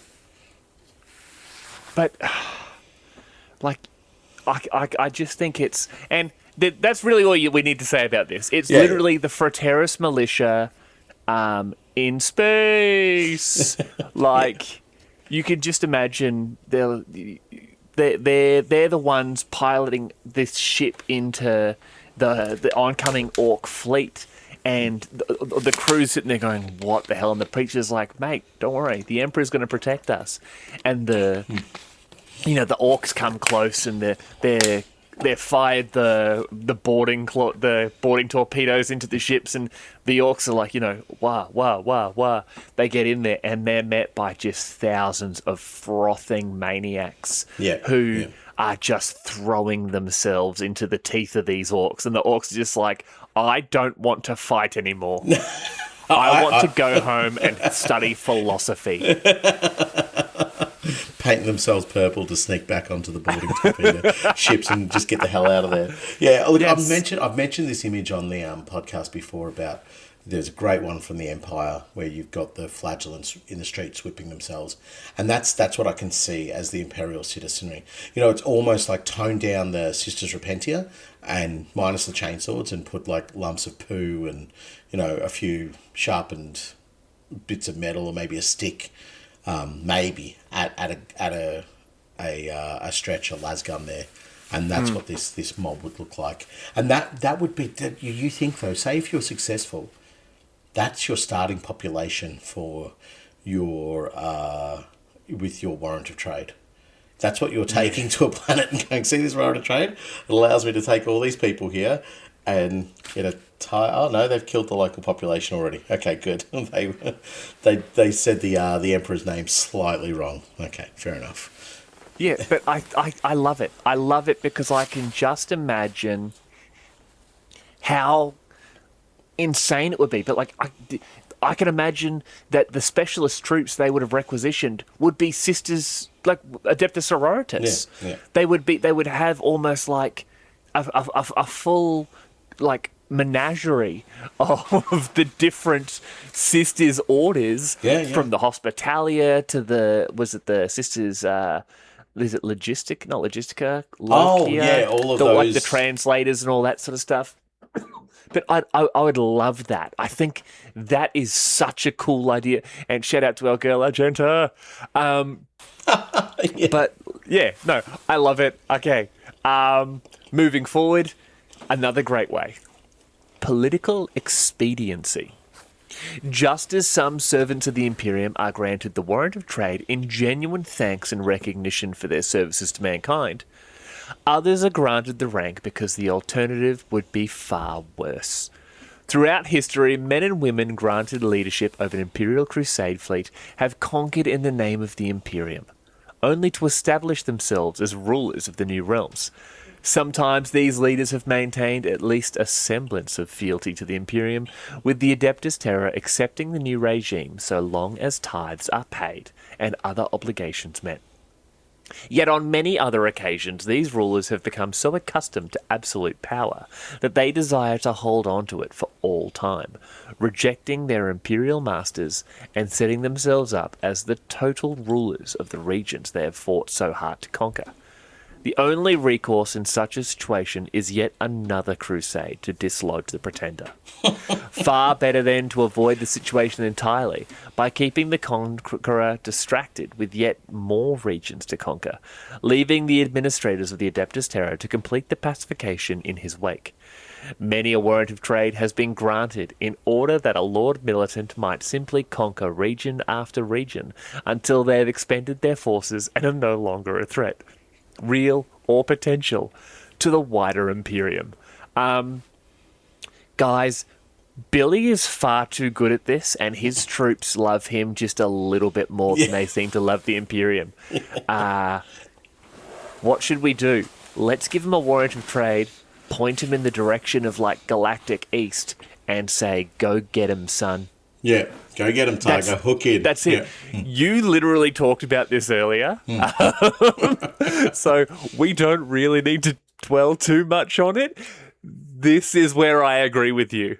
Yeah, so the only bit that I really want to dwell on here is where the administratum goes, all right, send in the preachers, send in the envoys, send in the, the bureaucrats, send in the ones who love the red tape, and they're going to follow him up. And they're going to bore people to death that they're going to love the Imperium even more. They're just going to be like, oh my God, I will sing whatever hymn you want, provided you don't tell me about the most amazing cogitator or, the new servitor little finger upgrade. I don't care.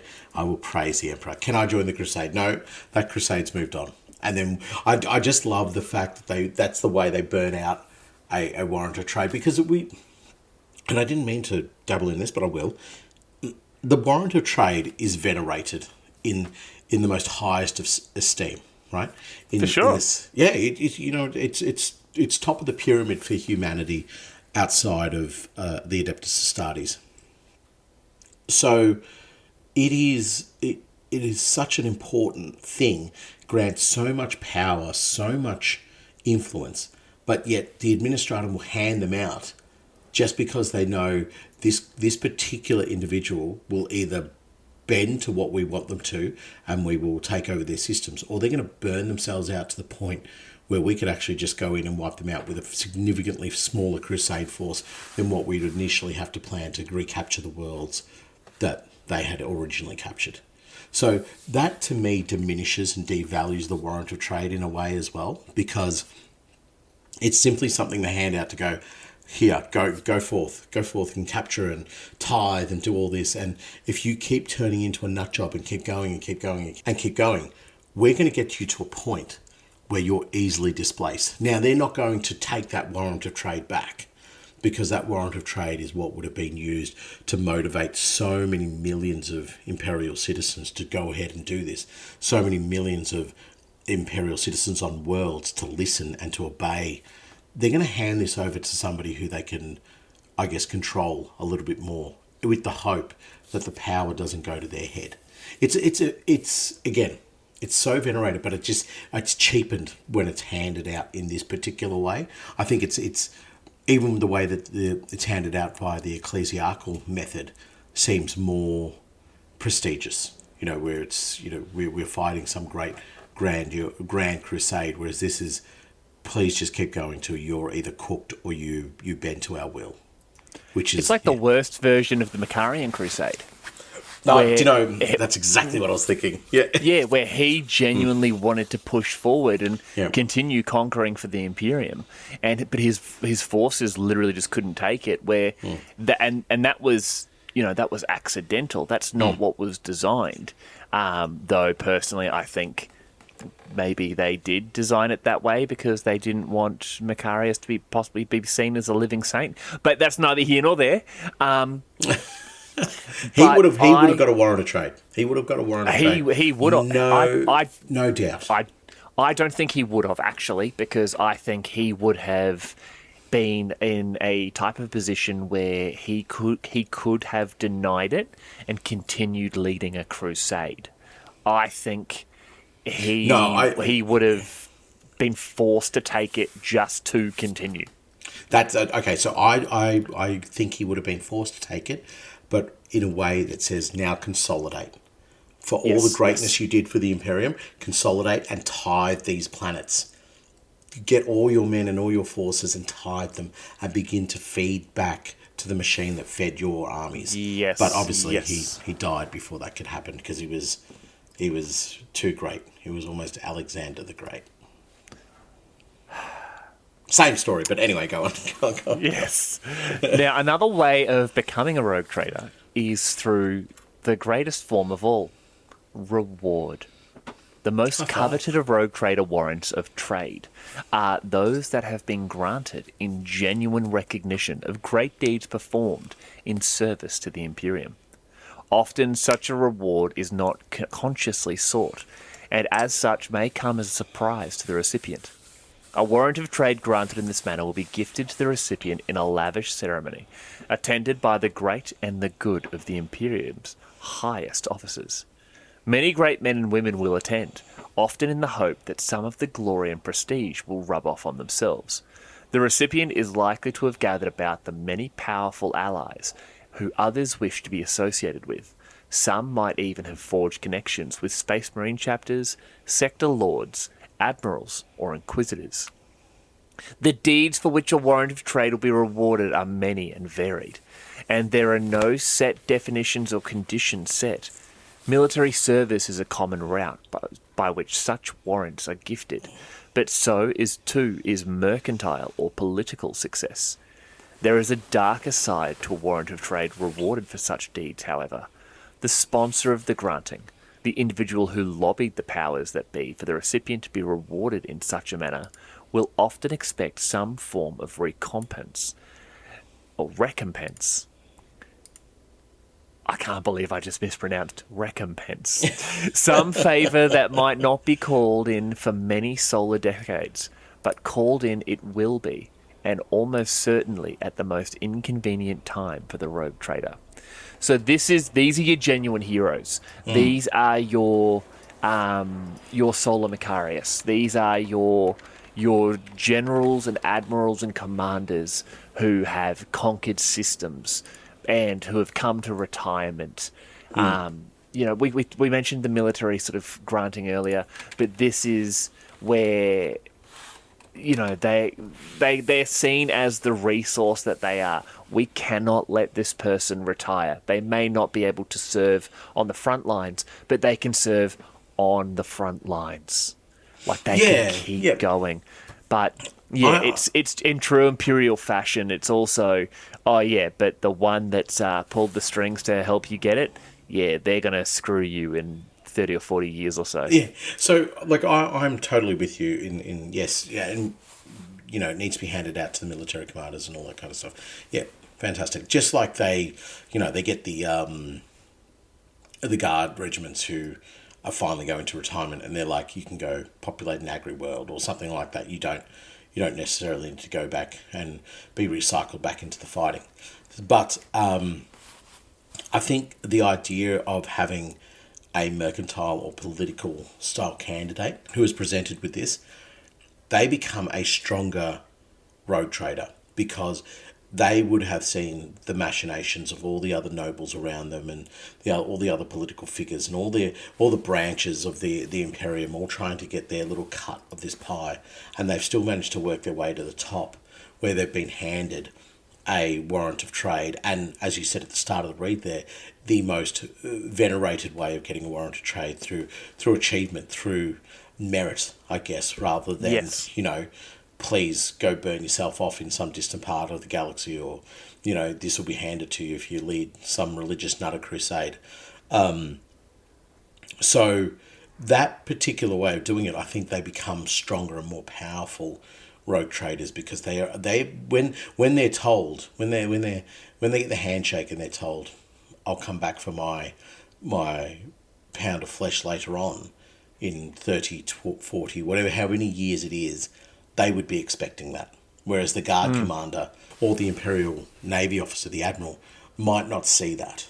May not see that play, may not, and probably would be expecting it, but they would be a lot more straight lines from the military forces, where I think the mercantile or political aspirants would be much more dangerous, much more canny types of individuals who would do better with a warrant of trade and would set up their realms that they could disappear at any time, but also that having a strong army is only one facet of a defence of their warrant of trade of their realm. So they, to me, are the more interesting characters. But I love the fact that they're genuine heroes.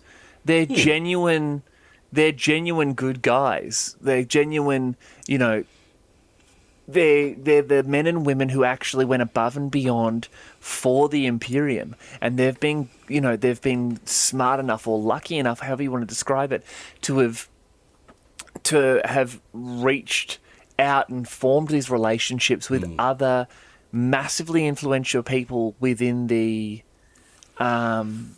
what's the word? Within the Imperium, and maybe they've done something good for a Space Marine chapter. So the Space Marine chapter has specifically said, hey, if you ever need a hand with something, or if you're ever at threat, we're honor bound to help you. Like, look at the executioners. They went to war with the Imperium because they owed the Astral Claws. Can you imagine being a rogue trader who is owed a favour by the Astartes? Yeah, I know. That's amazing. And that would be enough. That would be enough to issue a warrant of trade as well. Because people would look around and say, yes, okay, they have a Space Marine chapter ready to go for them. Provided that they're not turning into heretics or anything, they're doing the right thing. This particular individual has set themselves up in such a manner, in such a way, that the Astartes has got their back. Surely we must issue them with something like akin to a warrant of trade, just simply to acknowledge that the position they put themselves in is so powerful and so influential. Yep. That's the sort of stuff, like, entire campaigns are written about. Like, and you can just imagine the type of people this good guy rogue trader would have around him. We haven't really touched much on sort of like the entourages and that. We're still talking about how you get it. But can you imagine just like a buddy cop style relationship between this rogue trader and just this assault marine? And like the rogue trader, I'm sorry, I'm just imagining the rogue trader hanging just a little bit of shit on him, and the marine's just like, he's just like, there's some, and so only really Australians and maybe the British will get this one, but the rogue trader and his entourage, including assault captain Kickassius, standing there, and this ecclesiarchy guy comes on and he's doing this preach, and the rogue trader leans down to the Space Marine and is like, "Your mate." And the marine's just like, No, I'm sorry, my Lord Captain. I've never actually met this man, and the rogue trader just says, "No, mate, he's your mate." He's your mate. Yeah, no. But eventually, over the decades or whatever that this squad is serving with the rogue trader, you can imagine it'd be the same situation. It's a really tense situation, and they're meeting with a delegation of, let's say, the Dark Eldar and this Space Marine sitting there, and everyone's just like, oh god, everyone knows that this particular chapter has a very a strict hatred. Yeah. Because I'm now imagining this guy as a Black Templar. Yeah. And the Black Templar leans out to the rogue trader as the Archon steps onto the bridge, and he goes, "Your mate." Yeah. This rogue trader just looks at him. He's like, "What is wrong with you?" Time and place. And be like, "Oh, sorry, your mate, my lord." Yeah. Yeah, that's right. That was great use there, Cacassius. All right, now purge everyone. But no, I love that. And you're absolutely right. If I was a member of the High Lords of Terror, or if I was someone in power and knew that someone I knew who was a genuine hero of the Imperium had a damn good relationship with a Space Marine chapter, or was maybe owed a favour by them, or was, exchange Space Marines for Adeptus Mechanicus Forge World, or just a group Custodes. Owed a favour by the custodes. Imagine being owed a favour. No, you'd just be like, I wouldn't. To anybody. Just like, oh, here's your bar tab. Nah, don't worry about it. Don't worry about it, mate. See this little golden button I got here? I press that, your bar's gone, mate. Your planet's gone. Your continent is gone. But yeah, no, it's amazing. It's amazing, and I think that is a great. It's a great hook for an army, for a gang, for anything like that. Absolutely. Mate, the stuff. Do you know? Actually, just you mentioned an army there. You could imagine that these newly pressed rogue traders, this brand new rogue trader, they would go on a crusade to celebrate their achievement. They would just go, we're going on a purging, guys. We've got, what is it? Tithes is going up to 500 worlds. We're not that mad. We'll go for 50 worlds. So we're going to capture 50 worlds. And we're just, we'll call in the favours, and it is a moment that we use to celebrate our achievement of this Warrant of Trade. And the two birds, one stone, we also capture all these new worlds to put in to my new realm and to my new fiefdom, and then we also have more worlds to pay the tithe. Yeah, I could imagine them like, this is how we celebrate. We just go capture more worlds, bend the will of humans who have slipped out of the grasp of the Imperium and purge the aliens. It's a beautiful thing.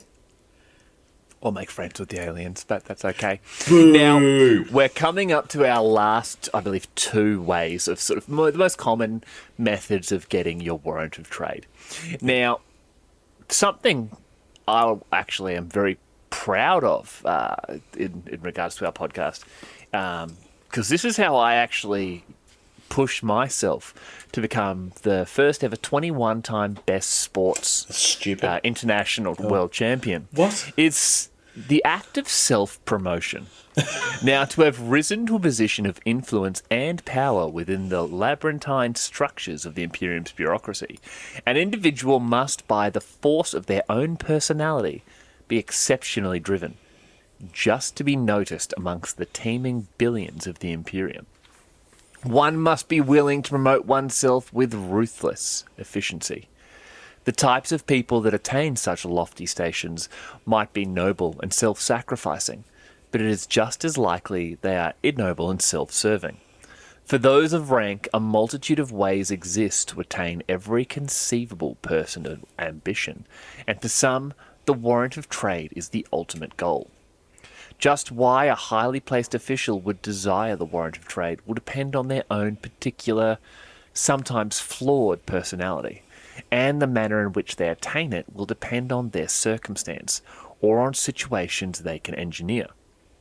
More than likely, it will involve prodigious bribes at the very highest of levels, or on calling in outstanding debts and favours from every possible source. Once that warrant of trade is granted to such a person, they will be keen to use it to attain their every ambition. Some will desire to carve small stellar empires beyond the reach of the Imperium, while others may want to establish the foundations of a mighty noble lineage, even if they themselves will not be around to see how future generations prosper. It has been noted that many rogue traders are vain and egotistical, and that many more are simply venal and megalomaniacal. I Yeah, think right. I'm part of the later one. I can imagine if I managed to get myself a warrant of trade, I would be like a bloody-handed tyrant. That's the question at the moment, isn't it? What would you do with a warrant of trade? Like you, but also our audience. If you want to put a comment, what would you do if you had a warrant of trade? I would go to every zoo, and I'd just walk in and I'd be like, that one. I'd find like the rarest, most like nigh on borderline extinction animals, Yeah. and I would just take them. And I would take them, and I would have this menagerie inside my ship. And every night, myself and my sort of chosen entourage would pick which one we were going to eat. Of course you would. Yes, you're like, yeah. Yep. I'll have the elusive questionor. Oh, what's that? It's just a cow that they've dressed up for you. They're just always, it's always a chicken or a cow that they dress up in a particular way. And you're just like, this tastes like beef. This tastes like chicken. This tastes like beef. This tastes like chicken. It's amazing. We should get more of these. I'm just that hammered on Eldar wine that I don't even notice. It's just one very pissed off vet that I somehow got onto my entourage the whole time. Is just like, do you know how hard it is to find a cow in the Eastern Fringes? Genuinely, he ate a towel last week. That's how hard it is to find beef. He said it was stringy. All right, he said it was stringy. No, I love this. This is just rich people. This is like the billionaire class all hanging out, and this is them buying their way into a position of sort of abject authority, where they have the financial ability to do what they want. This is them setting up Doge, like that Department of Government Efficiency. This is that. This is literally... Yeah. So I see these individuals as craving the next pinnacle of power. Do you know? Yes. So somebody like Helmore, when he wasn't a pincushion, would look at a warrant of trade and be like, and I'm not saying Helmore in particular, but somebody in the position of Helmore, you know, governor of a planet, would be like, okay, I'm governor of a planet. I can do more. What's my next bit of power that I can gain? Okay, well, I'll go capture the system next to mine, and maybe that will, highlight my militaristic capacity. Then I will, increase my tithe. That will show them my mercantile ability. Then I will begin, the center point from an ecclesiastical crusade from here. So I'm devoted to the emperor. So all of these little, they don't become, like we talked about in the previous example of, it's achievement and then don't expect to get a warrant of trade. These become boxes that the particular noble wishes to tick off. They go, done that one. Yep. Done that one, done that one. They have no interest in the ecclesiarchy. They have no interest in expanding their system. They don't really care about, bettering their contribution to the tithe, but they tick them because the administratum sees them. Well, the High Lords of Terra see that, and they go, ooh, this particular noble, we'll call Helmore in this case, is doing more than they need to. Okay, what is the next step? And so the next step becomes, let's make them a rogue trader. They can't just be governor of their planet. They need to be in control of a system or a sector. So how do we do that? They need to become a rogue trader. They need a warrant of trade. And these particular individuals, they would be blowing their own trumpet the whole time. But I think once those achievements are met and they've ticked it all off, that's the top of the mountain. And they're just like, okay, yeah, I'm not getting any further. So all of these great achievements that they did to get there, or the machinations they used to get there, would just all become secondary. And they would do things like flying around, capturing exotic animals and eating them, because I don't care. It runs itself. And when it doesn't run itself, when the sector doesn't run itself, then heads will roll. And that will be from all my middle managers and my governors and all that. They are the ones who are going to get stomped out. Even though I haven't looked at their planet in decades, even though I don't have any regard for what they're doing and I don't care about the rest of the Imperium, if you make me look bad, I'm going to ruin you and probably kill you and your line. So, yeah. But this is rich people buying their way into that, like you said, that next level where I'm rich and I have this trade empire, or we're a rich family, and we're nobles on some hive, and what's better than a hive and the possibility of just being Imperial governor. What if I run a system? What if I literally report only to the Inquisition and the Emperor? I agree. I think that is how I view them. And they would be disgusting, those kinds of people. They would be absolutely vile. They'd be the ones that you can understand why citizens of the Imperium band together and become chaos cultists, or become rebels, or become factions that want to see themselves separate to the Imperium, because they would look at the way that their leaders run the planet and they'd just be like, this is vile of the highest order, and we want to kill you all for everything that you're doing. But those would be the ones who would force themselves into power. Well, you are absolutely right. They are vile. They are the opposite of those genuine heroes we talked about back then in Reward. But there is one last way of getting a warrant of trade, and it is simply called the virtual exile. Now, some individuals, by means fair and foul, attain high rank in the service of the Imperium by politicking or murdering their way to the very top. Champions, over the course of a lifetime extended far beyond the natural span of Terran years by rare and expensive rejuvenation procedures, such a person will have come into conflict with all manner of political opponents, earning the bitter enmity of the few others they count as peers. It may come to pass that such an individual stands at the very brink of the culmination of a lifetime's political manoeuvring, and an appointment to sector governor or even High Lord of Terror is the only remaining rung on the ladder left to climb. At such times, it may be an individual's many political rivals mobilizing against them, drawing on every shred of their own influence to rid themselves of their enemy once and for all. Yet, being too powerful to oust, some in this position find a warrant of trade foisted upon them as a convenient way of getting rid of them once and for all. Such an honour cannot be refused, and the newly appointed rogue trader has no choice but to accept their fate, demurring politely as speeches are made in honour of all the great deeds they will perform in this, their ultimate service to the Imperium, that appreciates them so. For these rogue traders, the warrant of trade is a bitter reward, for it signals the victory of their opponents. Despite the unwanted nature of the warrant, these rogue traders do often go on to achieve great success, reaving across the stars, conquering dozens of planets, and amassing personal fortunes far in excess of what they might have attained otherwise. Some of these individuals return solar decades later to enact their revenge on their erstwhile political opponents, perhaps waiting until the key conspirators have retired to some private garden world paradise before dispatching an assassin, or indeed a private army to settle the matter once and for all. This is what I would be.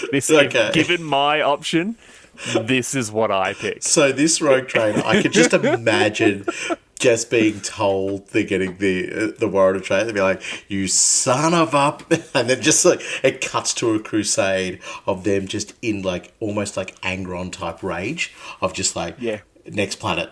I'm not. My rage has not quelled. I have been exiled in the most glorious fashion possible. I am full of absolute ferocity and vengeance, and I will take it out on all these Xenos planets. You get a whopping, you get a whopping, you get a whopping, you get a whopping. And then when I come back in 30, 40, 50 years' time, I'm bringing a cadre of assassins with me. And we're not only killing the person who did this to me, but their entire lineage. This would be like half a century of rage, just building up and building up and building up. And like they're still getting plaudits on their way through doing this. Like everybody's like high fiving, they're like, oh my god, another planet. Oh, you guys, oh my god, Emperor, sorry. You guys are, you're just amazing, Commander. Oh, another one. He's like, yep, through gritted teeth. Yep, thank you very much. Yep, thank you, thank you. Yep, I'm awesome. Yep, cool. Thank you very much. I could be on a garden planet right now. I could be feet up, like chilling. I was, 2 more assassinations away from becoming governor of my own little realm and just being totally in charge. But now I'm here with stinky Navy people, stinky military people, and all I want to do is go back and put my feet up on. This is like would be a 50-year crusade just to be able to relax. And as soon as they get back, they're just screaming the word rampage as they go through this retirement world, just killing everyone with chain axes. To the point of the World Eater Black Shield.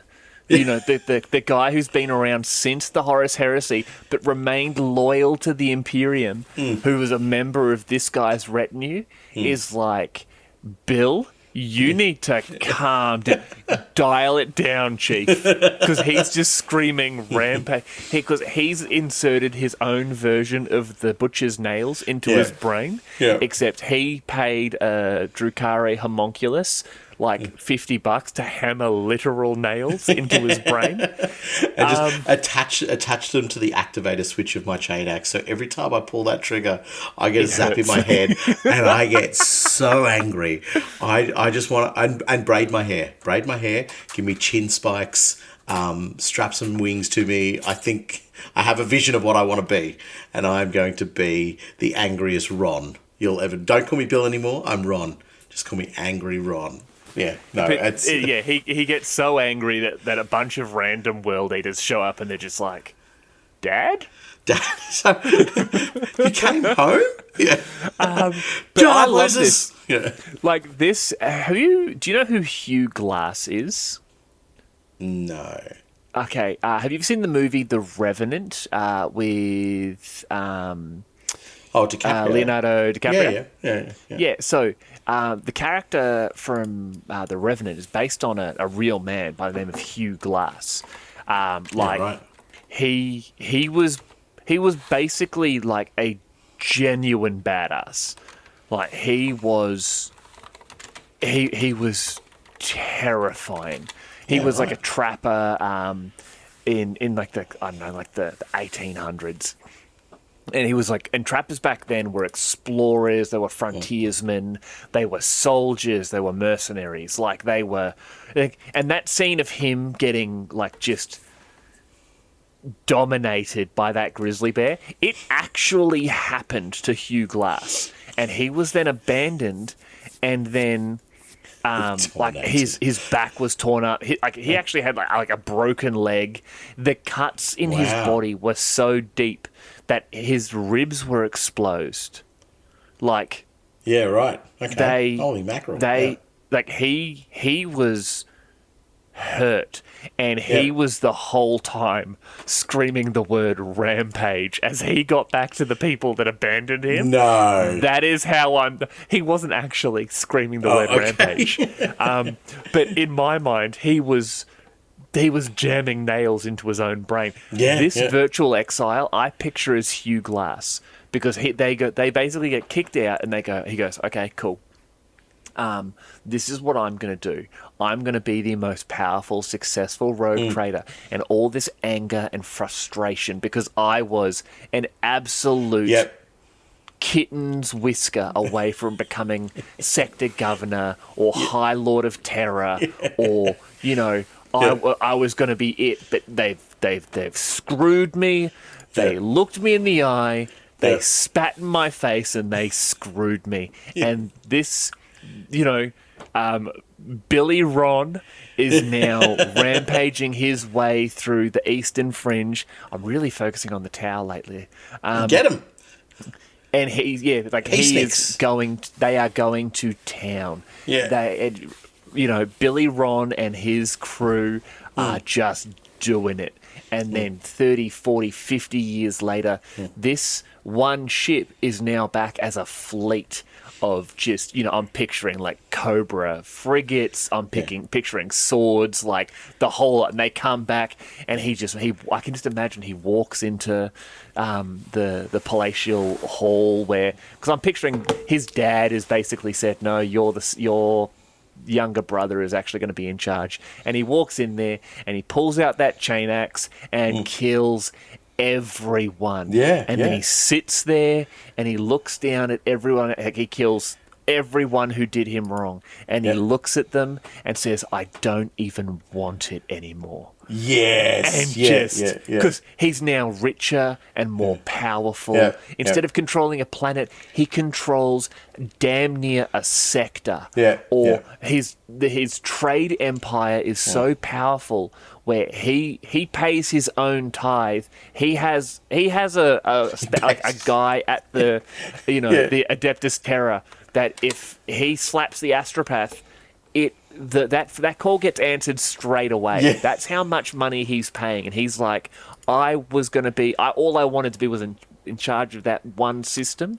I own a dozen twice the size now. And what it would be wronged me. And what it would be, nobody would question him coming in and killing off the governor and the entire, top level of a hive.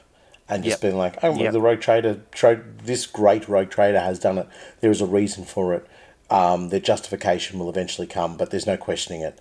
And this harps back to the what I said about the danger of the rogue trader, that they have this unquestionable authority.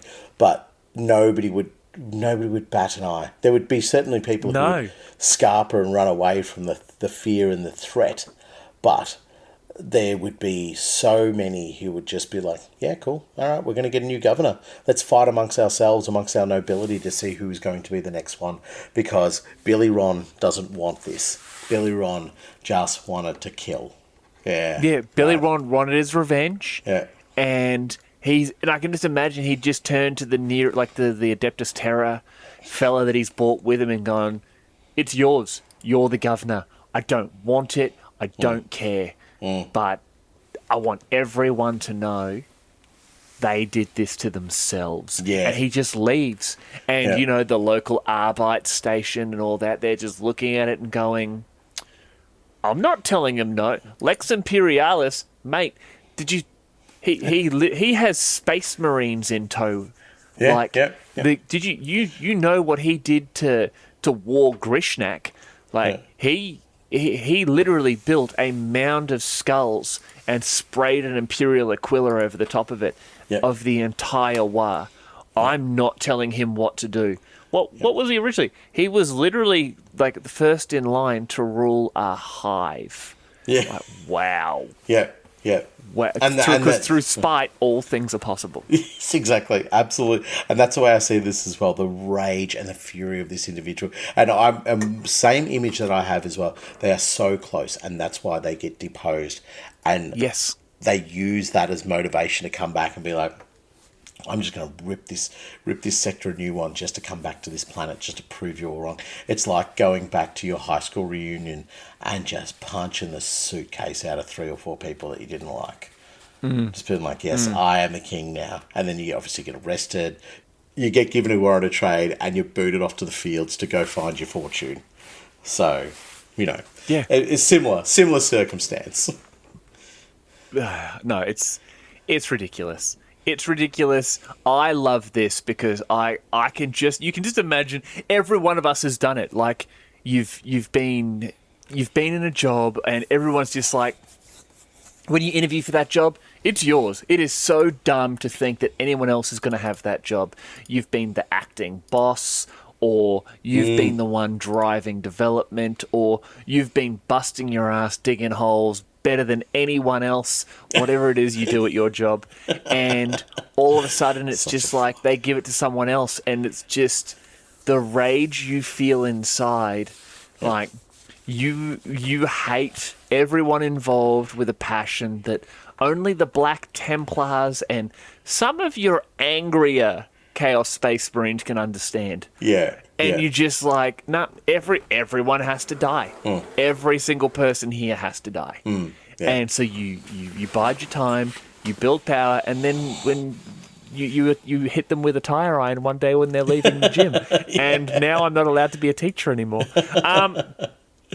But no, you know exactly what I mean. But that's exactly it. And I think this is probably the coolest way of becoming a rogue trader, because it happened to you because you were a piece of crap your whole life and you deserved nothing. You do see it like that? They screwed you. No, because all the hierarchy of the Imperium are bastard-shaped bastards. Oh, okay. All right. Yep. Okay. Fair enough. Every single one of them. And if you try to out-bastard the Imperium, they put you in your place. Well, I mean, he would be trying to outmaneuver, or as you say, outbastard,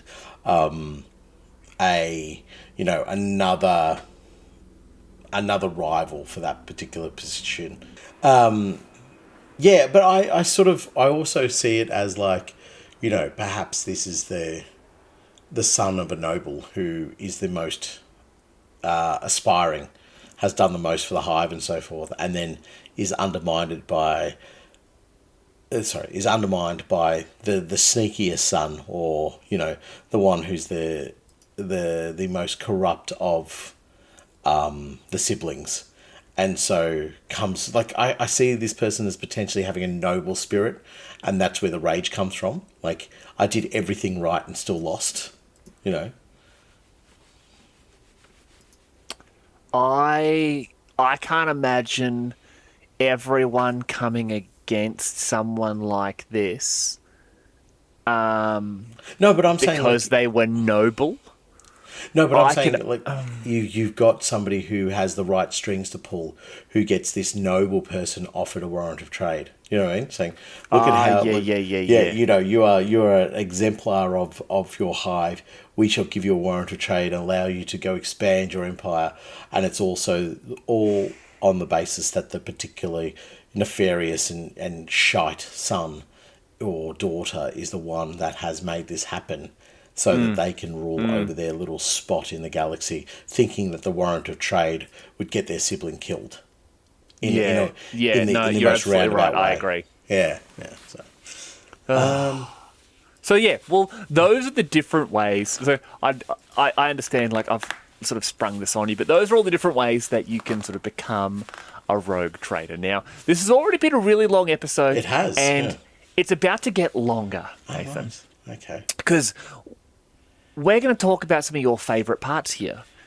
I want to talk about rogue traders and their interactions with things that aren't really allowed. In this case specifically, I want to talk about Xenos.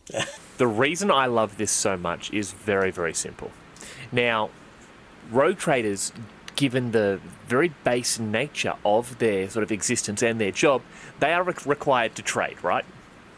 And much like we have trade in a roguish manner, but much like we have in the blockbuster game by Owlcat Games, Warhammer 40,000 Rogue Trader, now available on Steam and I believe the PlayStation Store.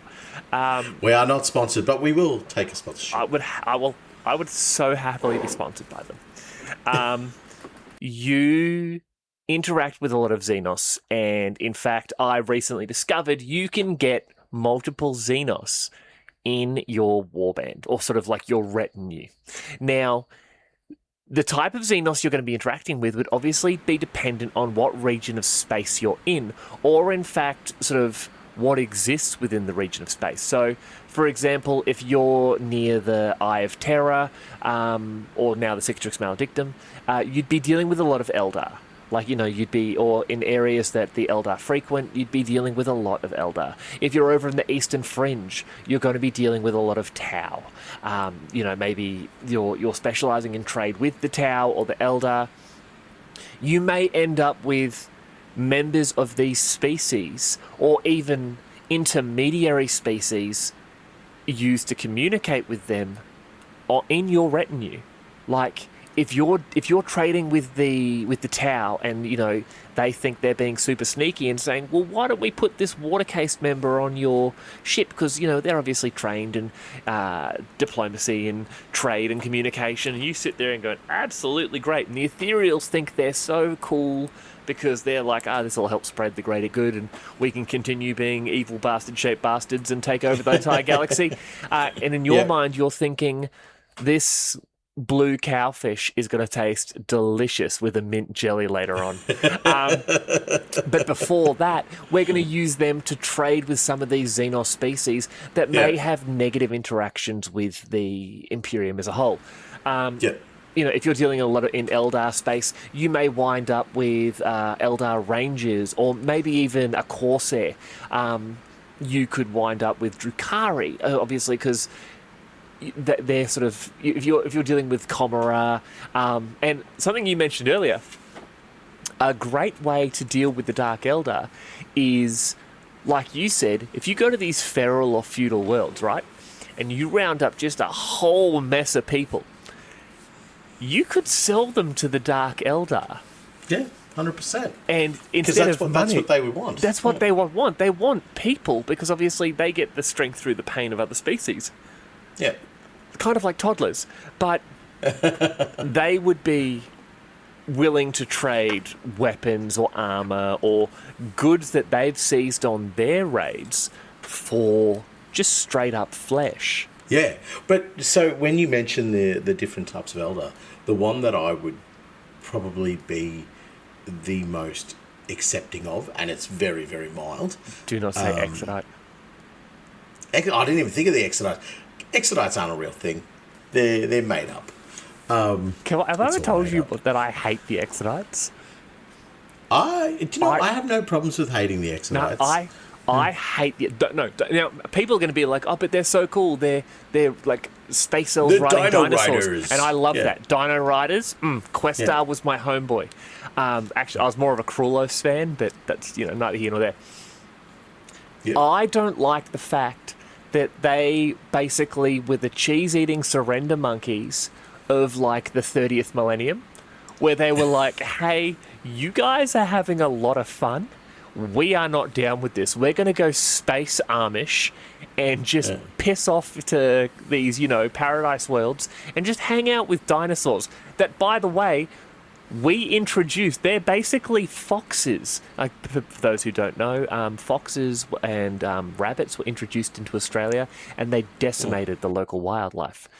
Someone introduced like 40 rabbits to Australia, and now we have billions of them. And they destroy everything. Like, they're monsters. That's what the Exodites did. They didn't introduce rabbits and foxes. Oh, harmless little bunny rabbits or little foxes you can turn into pretty, like, scarves. No, they took dinosaurs and put them on planets and just let them loose. And people are just like, oh yeah, dinosaurs. But we did nothing wrong. We're the Eldar.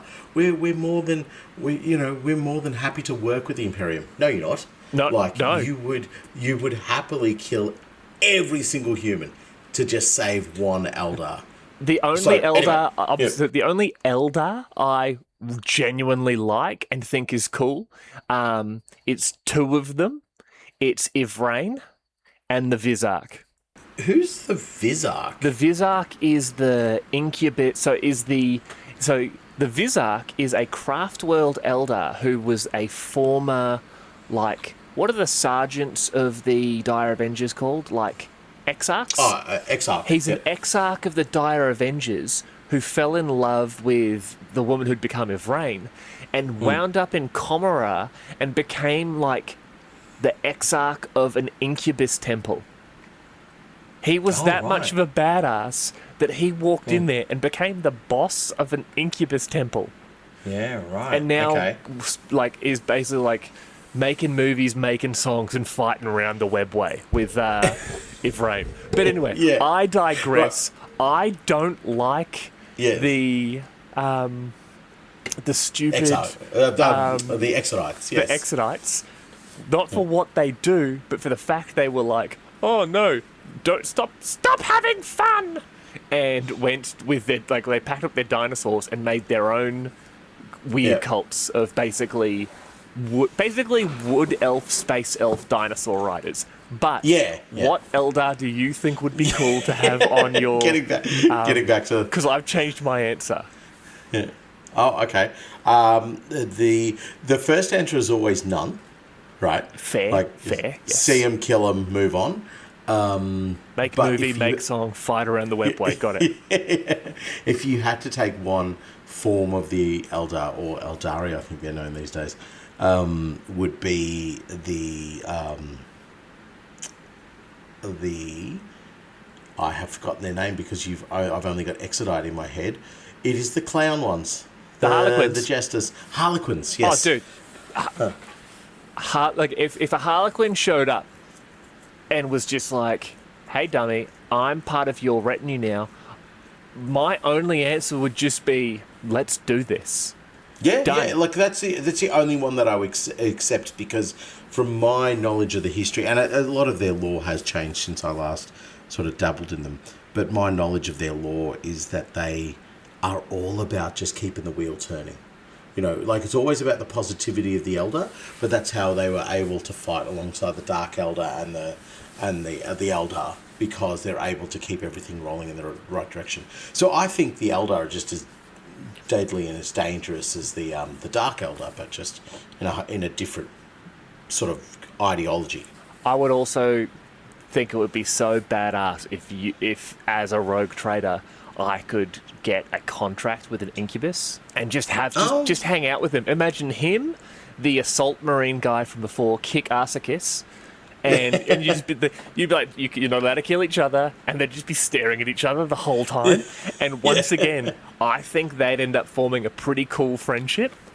Because you'd be Gimli and Legolas. They just like Gimli and Legolas. Yeah, and you know what? Screw it. I've got a Votan with me as well, and they're all I completely forgot about the Votan. Yep. So Yeah, right. So Kick Arsakis is now Boromir. The Incubus is now like a close combat Legolas. I'm just going to call him Grim, because every squat back in the day was called Grim. Like Grim Iron Skull or something. He will be Gimli, and I'm just going to get a bunch of drunken toddlers to be the hobbits. Basically, I'm pretty tall. Jacaros. I'm basically Gandalf. Oh, no. A whole bunch of Jacaro as your hobbits. Done. And they have this one ring. They're not too sure what it does, but when it activates, it has random effects. It could fire a bolt round. Digibolter. Or it could fire a blast equivalent to an Ordinatus. It's just, or it could just turn your finger invisible. And you're like, oh, well, it's very unhelpful in this particular fight. Good one, idiot. How am I going to use my fork now? But no, it's the rogue trader itself and their retinue would be so dependent on the type of rogue trader they are. That militaristic rogue trader, I can imagine that the majority of his retinue would basically be the same as the command structure of his regiment. Yeah, you would have a preacher, you would have a commissar, you would have, the regimental communications officer, you would have a battle psyker, you would have all of these things who may in fact be those members that Lord General Nathanicus fought alongside for 30, 40, 50 years and has said, I trust each and every one of you. We are going to continue our fight for the Emperor, and we are going to form together. Me... we're going to have lots of money. We're going to have so much money, but we're going to do it in, a very strict military way. And, me, grim bastard Spamuel, who has basically been screwed by everyone, his entire retinue is going to be built up of pirates and criminals. And he's going to be going to these penal colonies and saying, you remember, give me your mother killers, give me your backstabbers, give me the ones who are basically too dangerous to be. Give me your isolation unit prisoners, and they are all monsters. And it's just congratulations, you're with me. You can you do whatever you want, but you do not backstab me, because if you do, it will be the last mistake you make. And if you stick with me, if you stay loyal, I will make you rich, I will make you powerful, I will help you get back at everyone who put you here. Yeah, 100%.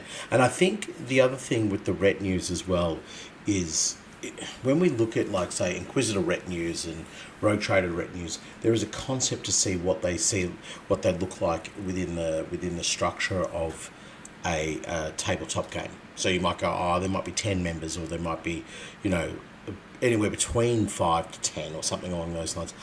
I honestly see their retinues as being more like entourages of up to about 30 different members. Do you know what I mean? So the Rogue Trader would have some absolute specialists, like individuals who their only role is to perhaps negotiations with a certain planet, or negotiations with another Rogue Trader, or negotiations with the Astra Militarum. That is your only role. That's the only thing you have to do. Whenever we engage with the Astra Militarum, your role, you're the lead on this. And me, as the Rogue Trader, I don't need to get involved in that. I completely trust your decision making. Go forth and do it. So they would have their close retinue, which may consist of a bodyguard. It might consist of, let's call him Abelard. Abelard. Let's call him Abelard. That is directly from Owlcat's game. You do it better than me. That's from the mega smash hit game by Owlcat Games, Warhammer 40,000 Rogue Trader. Still available on Steam, PlayStation Store, and let's be honest, your dreams. Yeah. Yes, that is one of the characters in there. And that's a no spoiler, you meet him straight away. 8 seconds into the game. Yeah. And if you don't fall in love straight away, start again. Yeah, yeah, absolutely.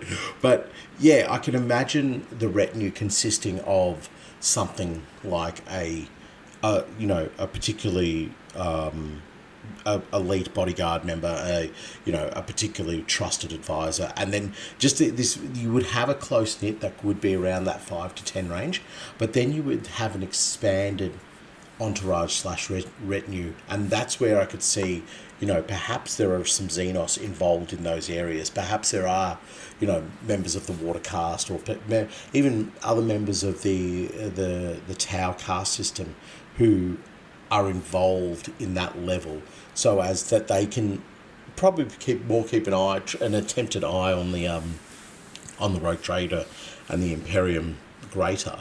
But the idea would be that they wouldn't necessarily be at the forefront, at the face of the Rogue Trader's retinue, because and the reason why I think this about the Xenos is the Rogue Trader represents the Imperium. Yes. And as such, they represent the Emperor. So to be buddy with a little Xenos next to you, holding hands, and hey, look at us, we're really close chums, and we'll do this. That can put offside so many of the teachings of the Imperium. So Abelard, get me the flamer, the heavy flamer. Yes, exactly. An extra Prometheum, please. So this is where I see the Xenos being in the reserve retinue, as I imagine it would be called. Okay. So, and the principal face of it would be things. The principal face of the retinue would be individuals who would be expected by the populace to be seen. So you might have a preacher in there. You might have, a veteran guardsman. You might have a crusader. So all the things from those wonderful Inquisitor codexes that just don't exist anymore, those retinues.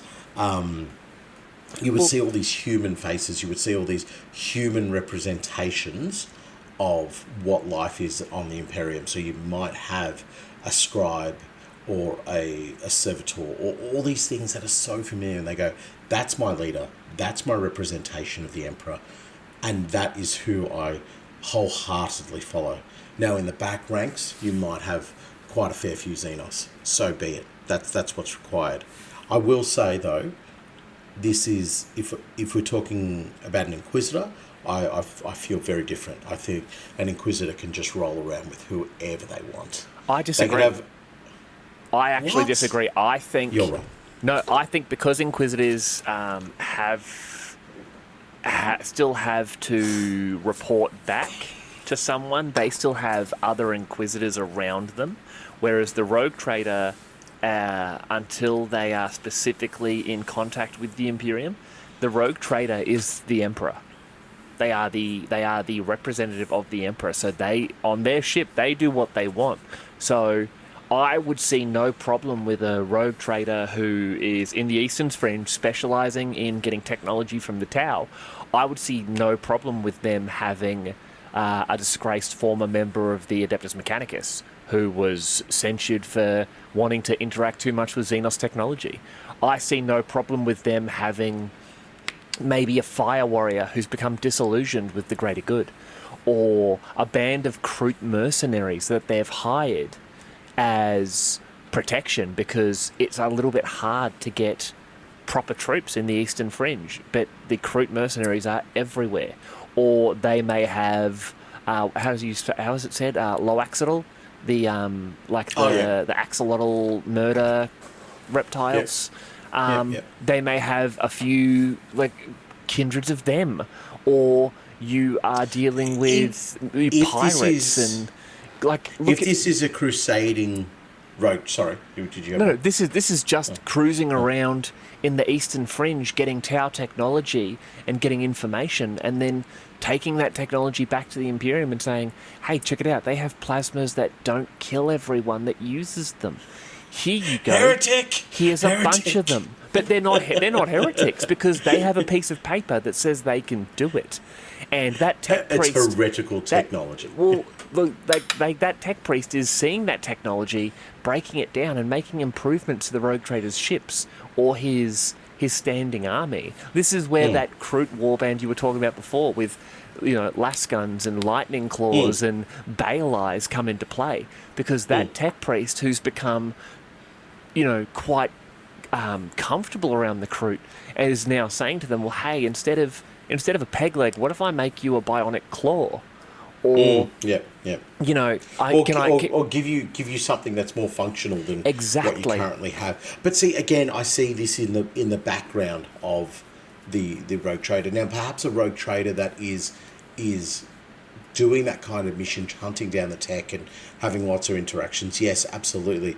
But when you think about a Rogue Trader who's running a world or whatever the case might be, or running a system, they rock up to their governor's palace and they've got a load of Xenos in tow, and this is a particularly, religious nutter-centric planet, they are going to look at that as a slap in the face of their teachings. And that's my point of view there, is that the outward face of the Rogue Trader needs to be something that adheres to all the standard templates of the Imperium.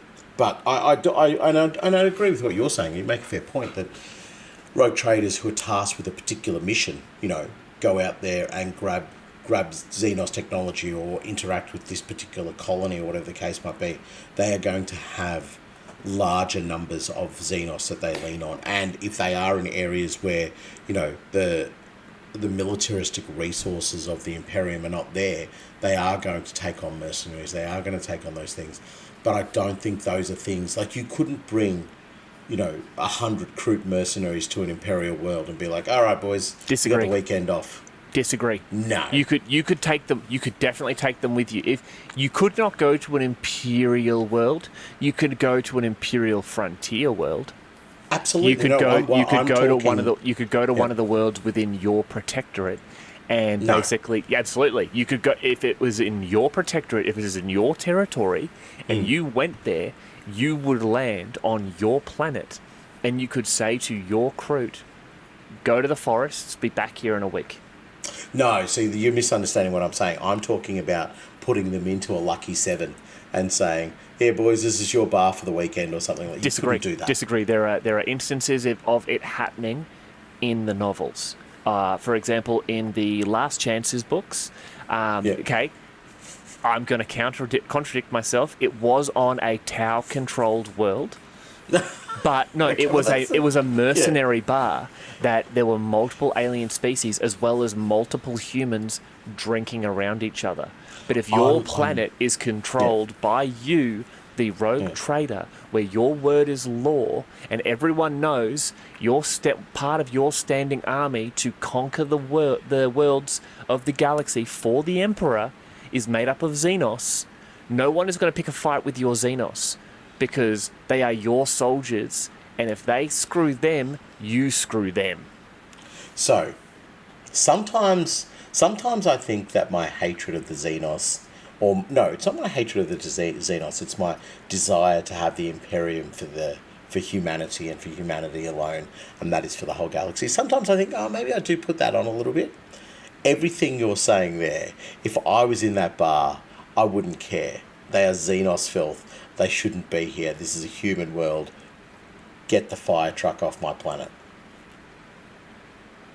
So it's not really put on by me. This is honestly where I feel like I would be. Fine. No, I'd be getting a posse that. together, and we kill as many of the crew as possible. Okay, imagine a rogue trader who does a bunch of interactions with the Dark Elder and is dealing with this Archon from, let's just call it the Cabal of the Honey Badger. French toast. Okay. And the Cabal of the Honey Badger's Archon has one of those courts of the Archons where he's got, the Medusae and the Slith and the Incubi. Who else is there? There's the... Isn't there a Beastmaster? The Urgles. No, the Beastmasters are the... I thought they had them in the courts. Maybe they don't. Yeah. Oh, they might. No, they don't have them in the courts. No, they don't. What else is there? There's the Lamians, the poison mistresses. Like, imagine the rogue trader sees that and goes, "I want that," and goes out and hires a Slith and an Incubus and tries to get not necessarily a Medusa or a Lamian, but like a I don't know, like an unsanctioned psyker and a death cult assassin. Like you could put You're reminding me of something. Years ago, a Chinese zoo got a dog and put like a mane on it and pretended it was a lion. I did see that. And that's what I imagine they're doing with this sanctioned psycho. They're like, now you got to wear this, you put this on. What am I? You're a Lamian. I don't know. You just go with it. Yeah. Just walk around with this knife, looking angry. You got it.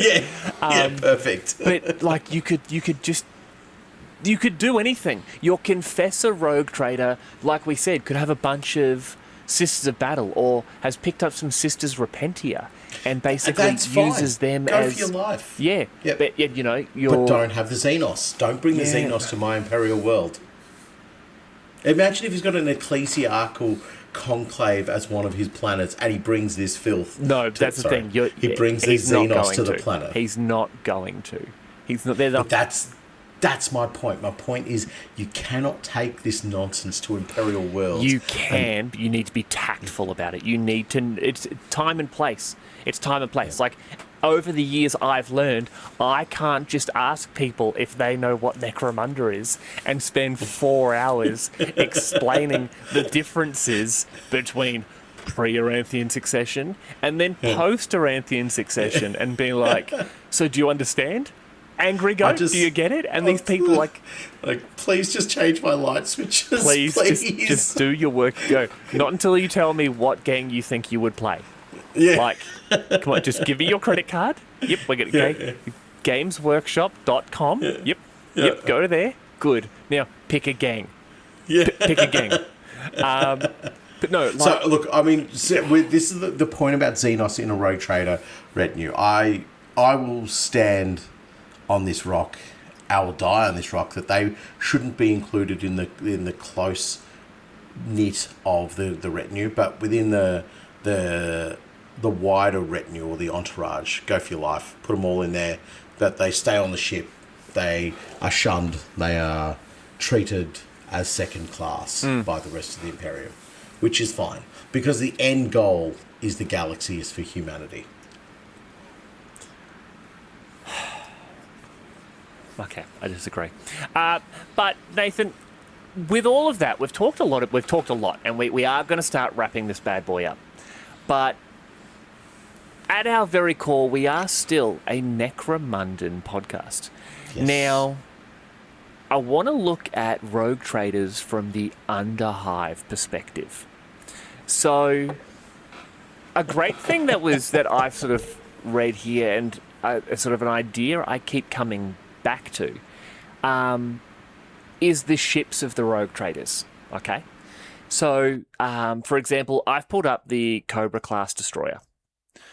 Yes. The Cobra class destroyer is a pretty good ship.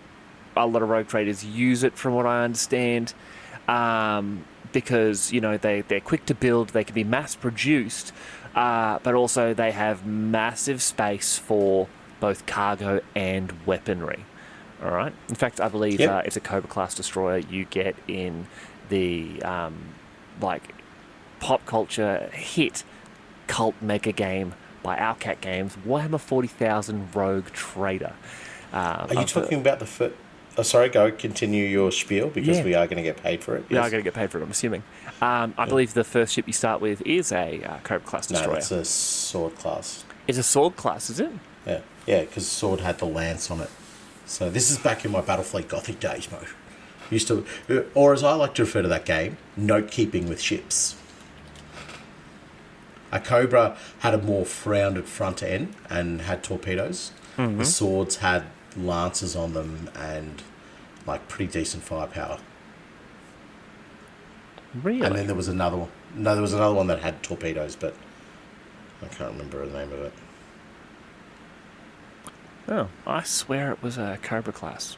No, that's okay. You're wrong, which is not uncommon. So, I know. That's some good quality content there. It is a sword class. I apologise. Exactly. And so, what do we learn from this?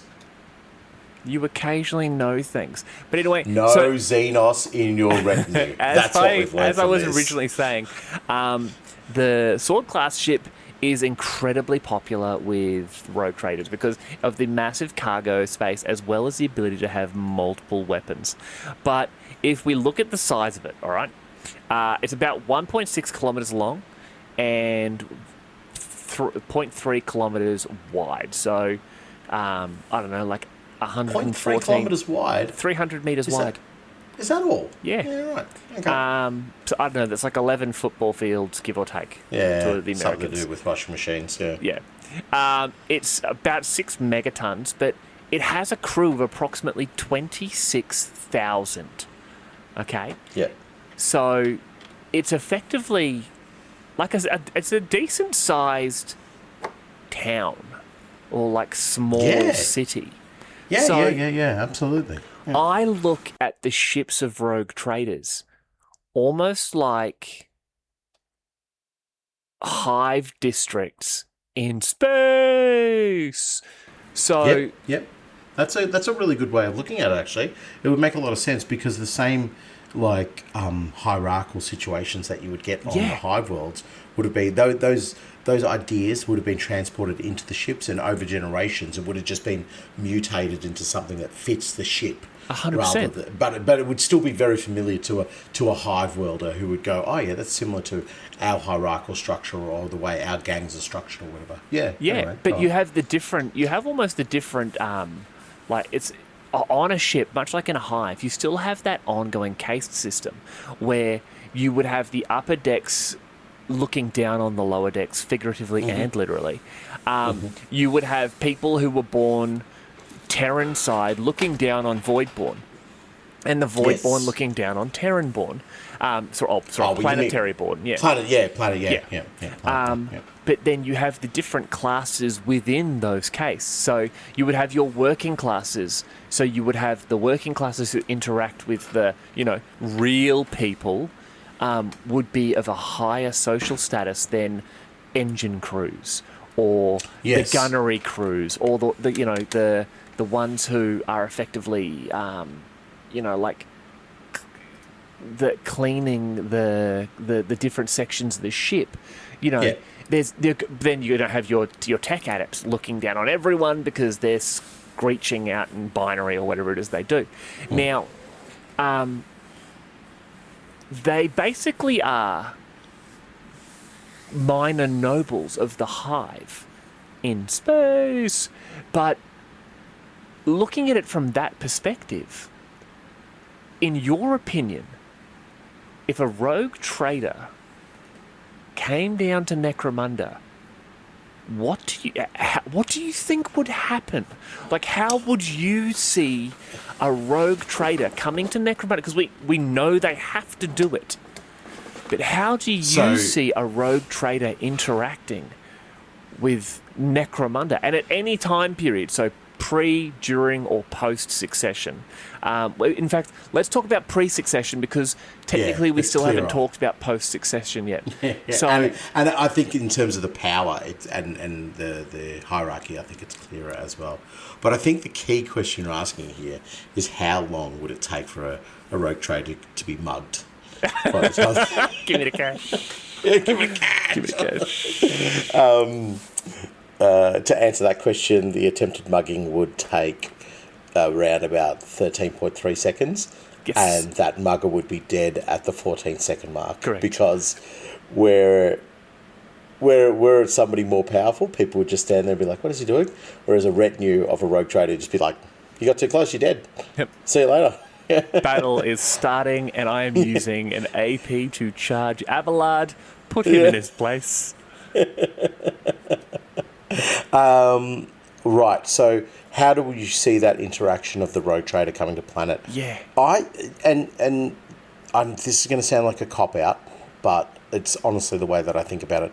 Necromunda is very different, and when we're talking about Helmor's Necromunda, it is a place where he is the emperor. He is the king. He is the absolute number one. So a rogue trader might rock up and flash a warrant of trade and do all of these wonderful things, and all the other nobles would definitely be shaking in their boots going, wow, we've got a representation of his will on our planet. Like, this is, shine your britches, pull up your britches and shine your buckles because we've got to be at our best. Whereas I think Helmor would simply look at it as, I'm allowing you access to my planet. I may only be a governor, but I'm the governor of Necromunda. I'm the top of the pinnacle on this planet, and this planet means so much to the Imperium. So I think when they came down, when a rogue trader would turn up, it would be based on how they are perceived by Helmor, Gerontius particularly, not just the Helmors. If Gerontius was to say, yep, absolutely treat them with the utmost respect, they are, for all intents and purposes, they are the highest ranking individual on Necromunda other than myself, then obviously they would be treated with the same fear and awe that you would expect them to be treated in their own sectors, the way you'd expect it to be treated on other less, I guess, influential planets. But if Gerontius was just to simply, open a landing bay for them and say, yep, thanks very much, do what you want, don't cause too much of a hassle, boot off when you're done, I think that would be reflective on the way that they are received, and not by the hivers themselves, not by the underhivers and anybody outside of the top of the hive. All of those individuals, they would just be treated like garbage by the rogue trader and his retinue. And I'm not saying that they're going out of their way to kill them, but in the sense that their opinions, their venerations, and all of that just would be completely disregarded. It's like, I don't care. You are the lower decks for me. Everybody below the spire here is the lower decks. I don't care what's going on with you. You shouldn't even be bothering me. On my ship, I have officers and ratings and all these other people who deal with your nonsense. The fact that you're able to see me is probably more of a testament to how poorly run your government system is. But the nobles would be taking that as an opportunity to probably try and get one in with the rogue trader to become noticed or become sort of, I guess, try and garner some sort of influence from the rogue trader to support them in whatever they're doing on their planet. Like, if you imagine if you have a member from House Ulanti saying, the rogue trader Spamuel once showed me an extract from his route of trade, and that is the kind of relationship I have with this particular rogue trader. That anecdote, that story, would have enough weight to be able to move situations and generate outcomes for them as a noble, because there is potential that they can call on the aid and support of that rogue trader. And I can imagine that you were... Sorry, I'm rambling on a bit here, but... No, I love it. I can imagine that a rogue trader coming to Necromunda in support of one of the noble houses, Gerontius would just be like, go for it. Absolutely go support them. I have no problems with that. I will not stop that from happening, because that would allow the disrupted power structure of the nobles to maintain its disruption. Suddenly you have a spike in power, but nobody is more powerful than the Helmors. Like, it doesn't matter what happens on our planet, the Helmor family will come down with an iron boot on any noble family. But please come to our planet. Please interact. Please do everything you want with our nobles. Give them as much power as they want, because at the end of the day, that won't disrupt the Imperial house. So, yeah, that's why I see a rogue trader on Necromunda. Okay. And in your opinion, so let's say there you are, the rogue trader. What did I say, Nathanicus? Nathanicus, yep. You're in Necromunda. You're trading a fancy delivery of some sort of canned hams, and you've taken your canned hams to Necromunda, and you know that you need a couple of spots filled on your retinue. What are you going for? Oh, that's a good question. That is a good question. I know what's going to happen here. I'm going to say a couple, and I'll be like, they're pretty good. And then you're going to say one, and I'll just be like, yeah, that's what I wanted. I would be going for any one of the Spirers, if I could. Like, first you and want foremost. to take Spirers with you? Yeah. Oh, that's awesome. Yeah, absolutely. Go get the cream of the crop, mate. No, and yeah, I would be taking them. There's so many options on Necromunda. It's just like, it's almost too much. Yeah. Do you know, I hate to say it, but I would be looking at a very senior member of House Vansar. Somebody who would be exploring the tech rather than just simply accepting the tech. Having somebody like that in your retinue, I think, would be really, really positive to have. Just a member who is willing to go beyond what the doctrines of the Imperium say, and go, oh, let's dabble here. Let's see what we can do.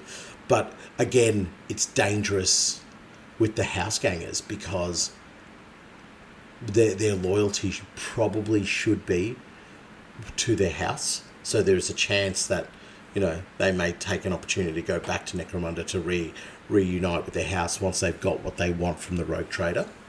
The only other individual that I probably definitely want is a member of House Catalyst, just because they would just be god awful. You'd never be able to sign another contract again in your life, though. So you just failed as a rogue trader. No, I'd have them go do the dealings with the Xenos. We get your plasma weapons, and you get. I'm sorry, Representative. We get what? Yes. So you give us the plasma weapons, and you get. You keep lowering your voice and just putting your hand in front of your face when you say that. What is it you're saying? And lean in close. You might hear it better. We get the plasma weapons, and you get stabbed to death. Yeah, What? Catalyze! Exactly. That's the way I envisage it. So, a house, some representative from House Spire as just a straight up, full-blooded Imperial killer. Yep. A representative from Van Sar, House Van Sar. It's got to be an Oris or a Yeld for your Spira, because your Oris is just Yeld. Yeah. The Yeld. Can you imagine the Yeld hunting in the sort of the under sections of your ship? Through the freight line going up and down the ship, or in the crew compartment, amazing. Yeah, they would be Night Haunter reborn in that environment. They're just like evil Batman.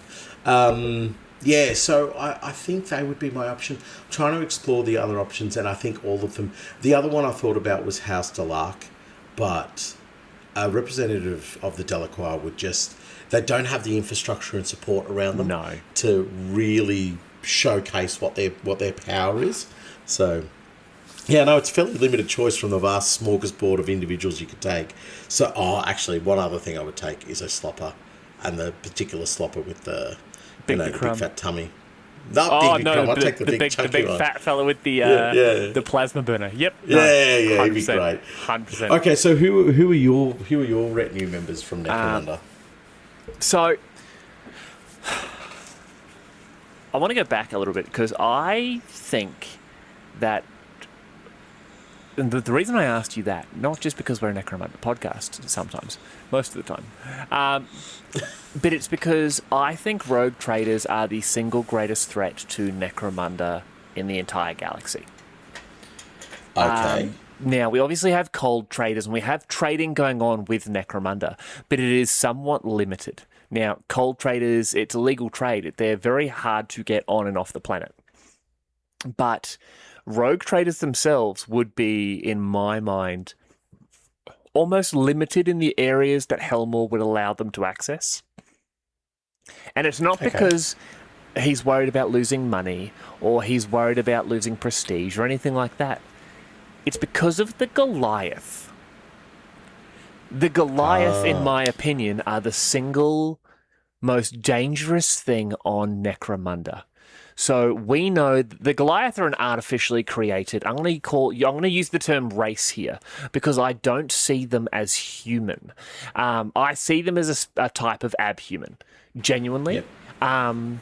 They were originally clones, which is already frowned upon in the Imperium, but they've now, through life, found a way, and are now making tiny Goliath babies. Weirdly enough, interesting factoid, when Goliath babies are born, they are 5'2" and all have full beards, even the girls. But that is very true. That's canon. But the reason I think this situation is dangerous is because it takes one rogue trader getting one Goliath off planet. Mm-hmm. And if that Goliath is seen in a bad way by the Administratum or the Inquisition or anyone like that, all of a sudden, Necromunda isn't just producing the tithe and weapons and armor and whatever else it's making. It is creating deviance against the human form. Yep. It is making a mockery of the works the Emperor did to create his Astartes, and they are showing that Helmore feels he is above Imperial law, all because one rogue trader got to Necromunda, and I don't remember what I called him, but let's just call him Spamuel the Bastard. Rounded up a bunch of Goliaths to be one of his work crews, and he got a Goliath Forge boss and just started calling him Abelard. That's what I would do, and that's my true fear for Necromunda when it comes to the rogue traders. So let me just interject here very quickly. I know I had a bit of a ramble before, but when you're talking about the genetics and, messing with the Emperor's works, let's be honest here. You're not talking about all of that. You just replace Helmor with Belisarius core, and that's different. Okay, because Helmor's best friend is Helmor. Belisarius Call's best friend is the Lord Commander of the Imperium. He's the only guy who could tell Guilliman to shut up, and Guilliman would like hesitate before he got angry. Because he'd just be like, "Okay, Belisarius, give me an answer why I shouldn't hit you." And he'd just be like, "Shut up, Robbie, I'm thinking of something." And he goes, "Okay, cool, I've just invented a new type of melter gun that exclusively just explodes Xenos." And Guilliman would be like, "Yeah, that's pretty cool, I guess." Kill my girlfriend, please. Kill my girlfriend. No, that's one of the reasons I excluded the Goliath from my thinking process as well. Is they are too dangerous to have in the hands of anybody outside of Necromunda, because but they're perfect. They're great. They're you perfect. would love. Imagine having a Goliath berserker in your retinue and just being like, "Just go kill, brother. Go kill." You know, I get that you like to scream blood for the blood god. I'm not quite too sure what that means, but go for it. Murder all the way home. The Emperor does love blood. Good man. And there's the three Goliaths rounded up, standing there in his stateroom, just like, He's a corn worshipper. Even we know that. Even like, I don't think he cares. Why is that Eldar chick just staring at us? And she's just thinking to herself, "Where did those three idiots come from? Is that a Kronos crystal? What? Why are they staring at me nodding? What's going on?" Monkey are weird. But no, I think Goliath, if in that position, counter point to what I just said, as an Inquisitor, I think if I had the opportunity, I would get as many Goliath as possible, because as a rogue trader, yeah. So as a rogue trader, I'm not an Inquisitor.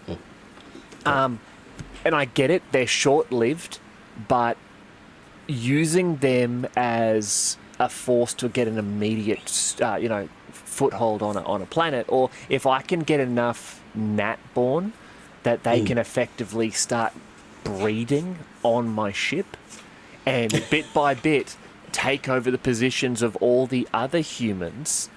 Yeah, I am immediately become like, every time there is a 5'6", 215 kilo Goliath toddler born, I'm massively more powerful than I was the day before, and totally in agreement with you. But the moment's revealed for what they are, we're in a world of hurt.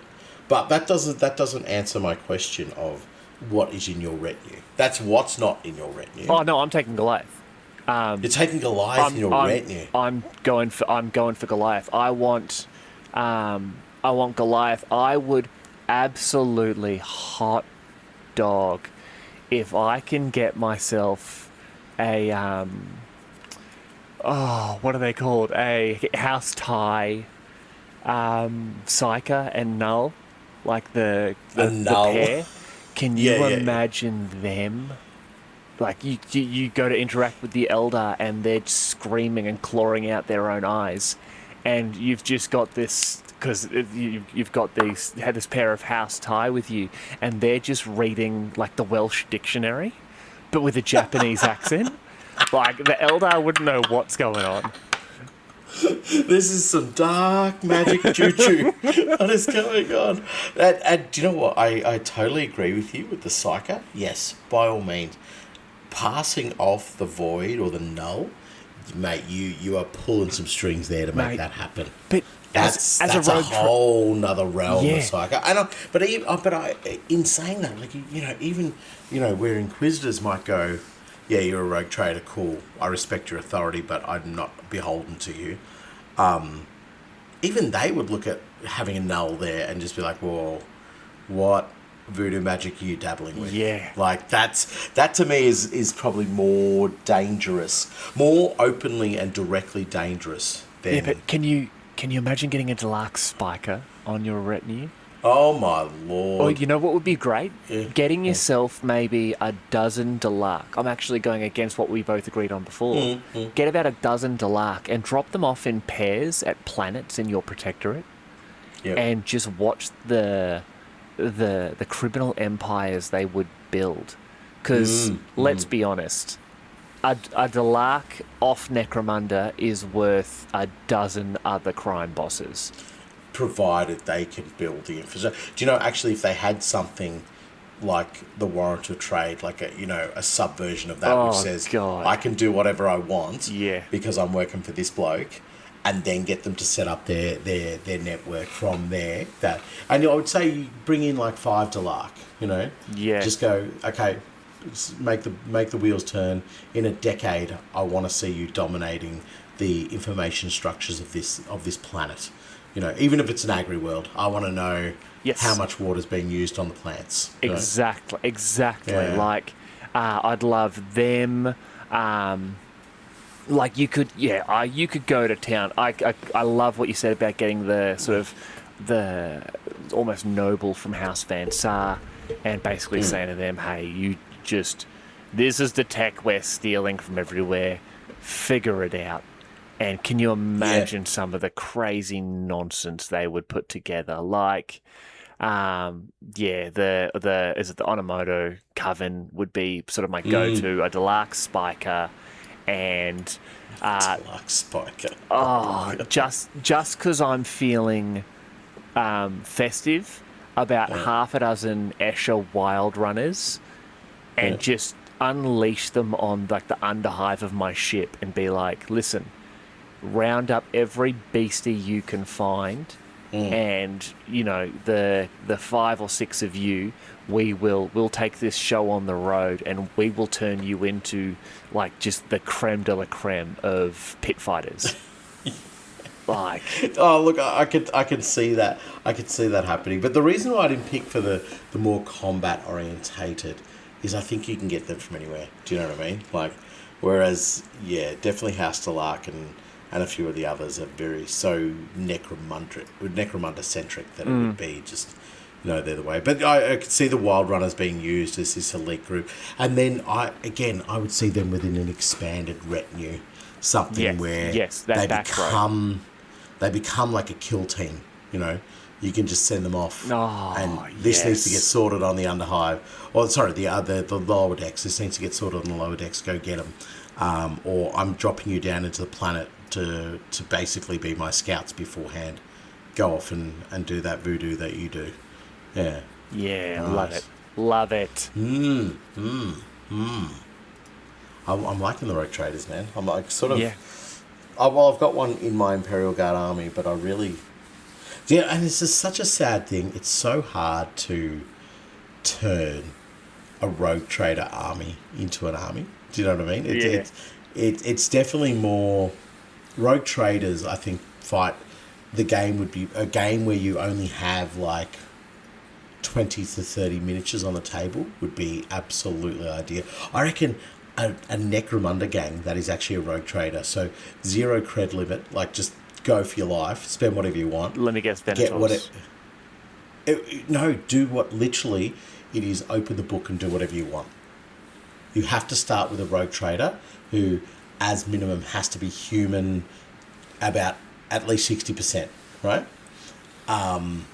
But then from there, go in there and make up the entirety of what your gang is from whatever you want. You want to make a lizard sort of person? Go make a lizard person.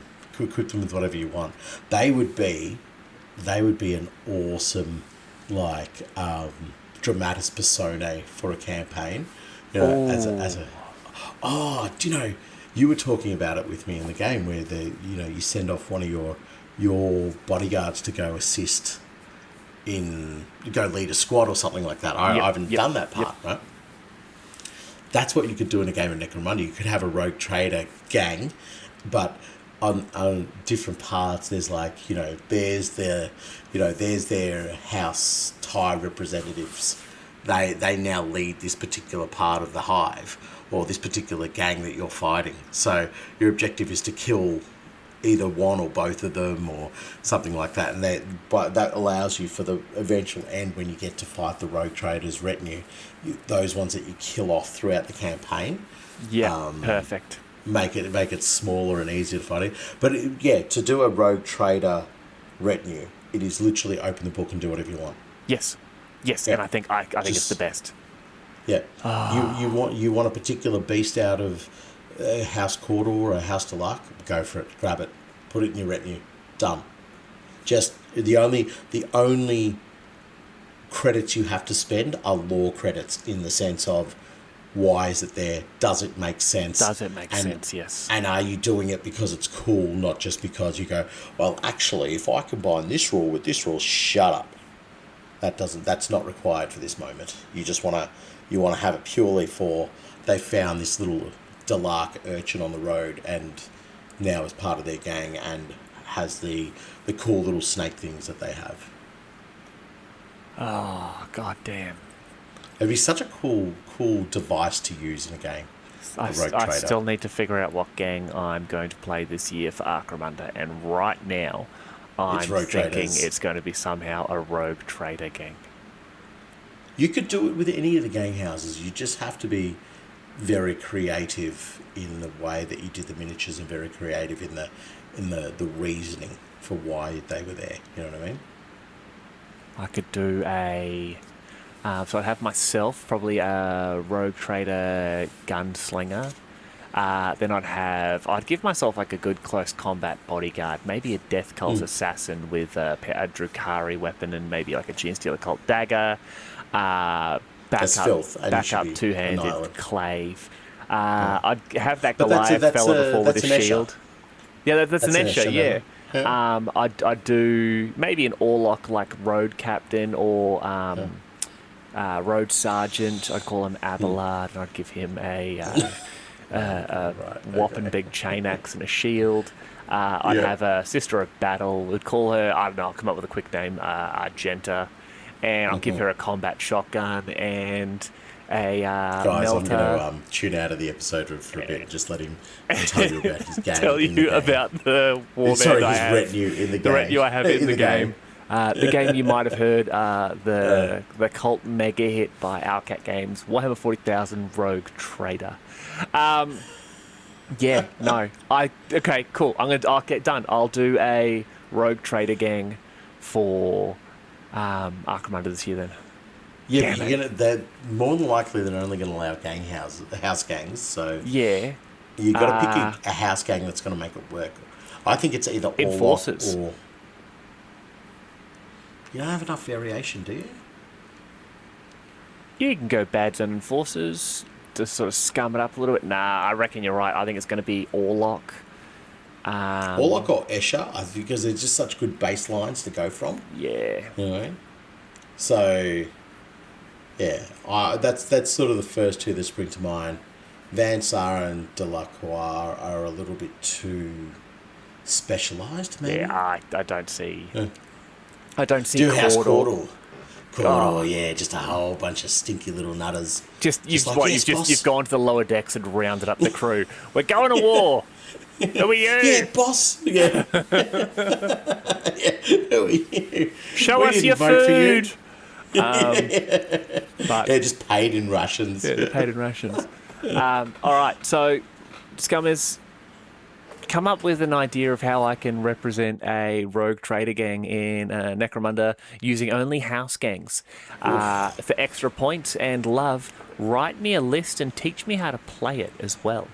And you know what?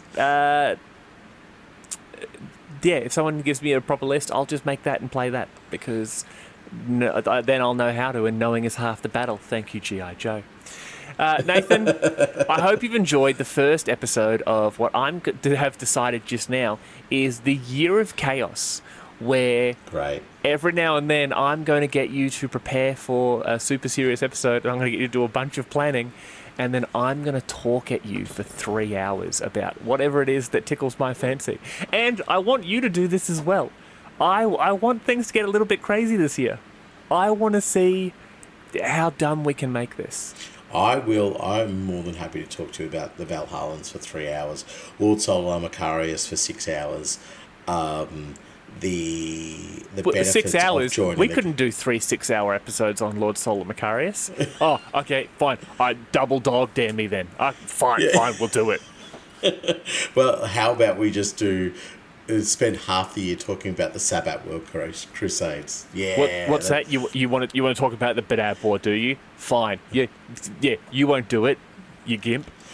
do you know what? That's actually quite relevant at the moment with the new Huron that has come out. Oh, and buddy. then did you see his apothecary guy? Oh, don't. This is horrible because it's timestamps the episode, but 16th of January, baby. 16th of January. It's coming. It's all coming. Oh, buddy. My body is ready. My wallet is not. My wallet is not. All right. Well, that is the episode, everyone. Thank you very much. And you know what? I even have a quote to close the episode off with. And no, it is not another fantastic song.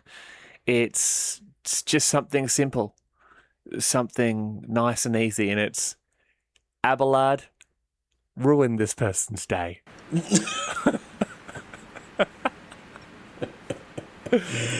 Who's that attributed to? It's Abelard.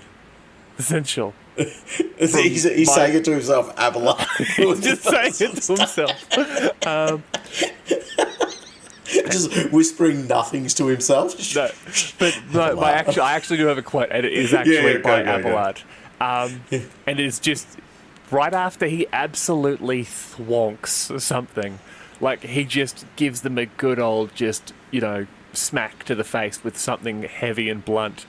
He just screams the word grey hair, sure hand, and just basks in the Emperor's glory. Glorious. That was a great episode. I think it was a lot of fun. Thank you very much to everyone for listening / watching. Remember, like, subscribe, review, only 5 stars, anything less, and it basically means you're a filthy Xenos lover, according to Nathan. If you do want to give us a negative review or less than 5 stars, go to a different podcast, put it on there, and then tell us about it. That's perfect. That's perfect. That is the type of strategizing that will make us emperors. Yes. Perfect. Thank you very much, everyone, and we will see you for the next episode, which I actually think we probably should do Bastions of Law. Yeah, definitely 17 hours of Solar Macarius. I agree. Done. Bye, scummers. Bye.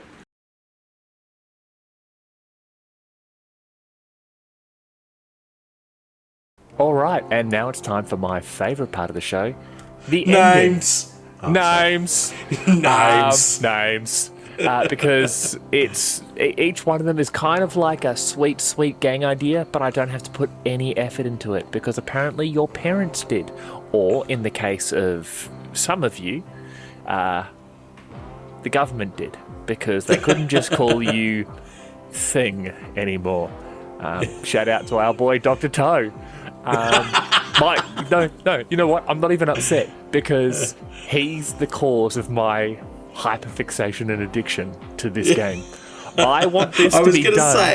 I was going to say, he did something nice for you, but I understand where you're coming from. Yeah. Dr. Toe, you have ruined the podcast. Yeah. Our efficiency rates have dropped tremendous amounts. We love you. We love you so much. But at the same time, like it's like I'm going to declare blood feud against your family. It's going to be like the Capulets and the Montagues, or like the British and the French, or like the French and winning, or like Manchester United and actual footballers. Like it's going to be a rivalry till the end of time. I'm on your side, Dr. Toe. I'm on your side, man. He's a stupid man. Yes, and obviously just go for the teeth. But yes. Samuel, we have names to read. We do have names to read. Do you want to go first? Allocations. Do you know what? I will go first. Nice. You thought I was just going to start reading over you. What did you? Yeah, I did actually. Okay, so these particular individuals, please note that you have been accepted into my retinue. Darnell K. Brian Eppelheimer, interestingly enough, is a second cousin to Oppenheimer. Not the guy who invented the bomb, but someone who actually once saw the movie. I chose him because I thought he'd take the Majewski. Oh, yeah. Fritsch. Lord Stormcrow the First. I That's a preferred lie. the second. I've actually met the other Stormcrow, so... Busendorfer Didier. Listen, yeah, I'm just leaving it there. Sean S. Dan, Dawn's Apothecary. Still only has one hand, mate. Brian, Kuba, The Predator. Okay. Like Good the latest movie, by the movie. way. Yeah, Yes. actually, very good movie. Yeah. Aaron Miller, Dashbow Terrain, Des Ryan, Tabletop Ready, Clive. Dad's name's Clive. Michael. Your dad? Yeah. Pete Gratrick, James Kelly, Mohawk Monkey. I wish I could see that. Stefan Salin. Damn it. Actually, hold on. Gang idea. But like pet idea. A Goliath gang, but instead of like a Necromundan rat, make like a powder monkey with a mohawk. And instead of like a barrel of powder, he has like a jar of protein powder. Oh, that would be cool. I was going to Mohawk say monkey. Mohawk monkey, but like rivets. But anyway, yes, continue. Yes. Stefan Salin. Sprue Whisperer. Do they whisper back? Josh Langworthy. David Code. Nick O. Time. Jorn Giebner. Brent. Tao Hansen. What was the guy from To Catch a Xenos. Predator? To Catch a Predator? The TV show? Yeah. Oh, I don't know. Someone I've never actually watched Hansen. an episode. Jim Henson. Oh, it was a Hansen. It was a Hansen. Jim Yes. Henson. Jim Henson. The guy who Jim did the Muppets Henson. then did And he To would Catch just a use Predator. Muppets to catch the predators. Oh my god. You've been caught. It's not What's funny. in the Don't joke about it. bag? Yeah. Drew D. Ben Hansen. So I thought he's done this. JK. Fee McPherson. Still bullies me. Not Richard. Josh Manning. Owen Bebb. Stefan. Heftats. Rick Lovey. Matt Gennard. Owen Bebb.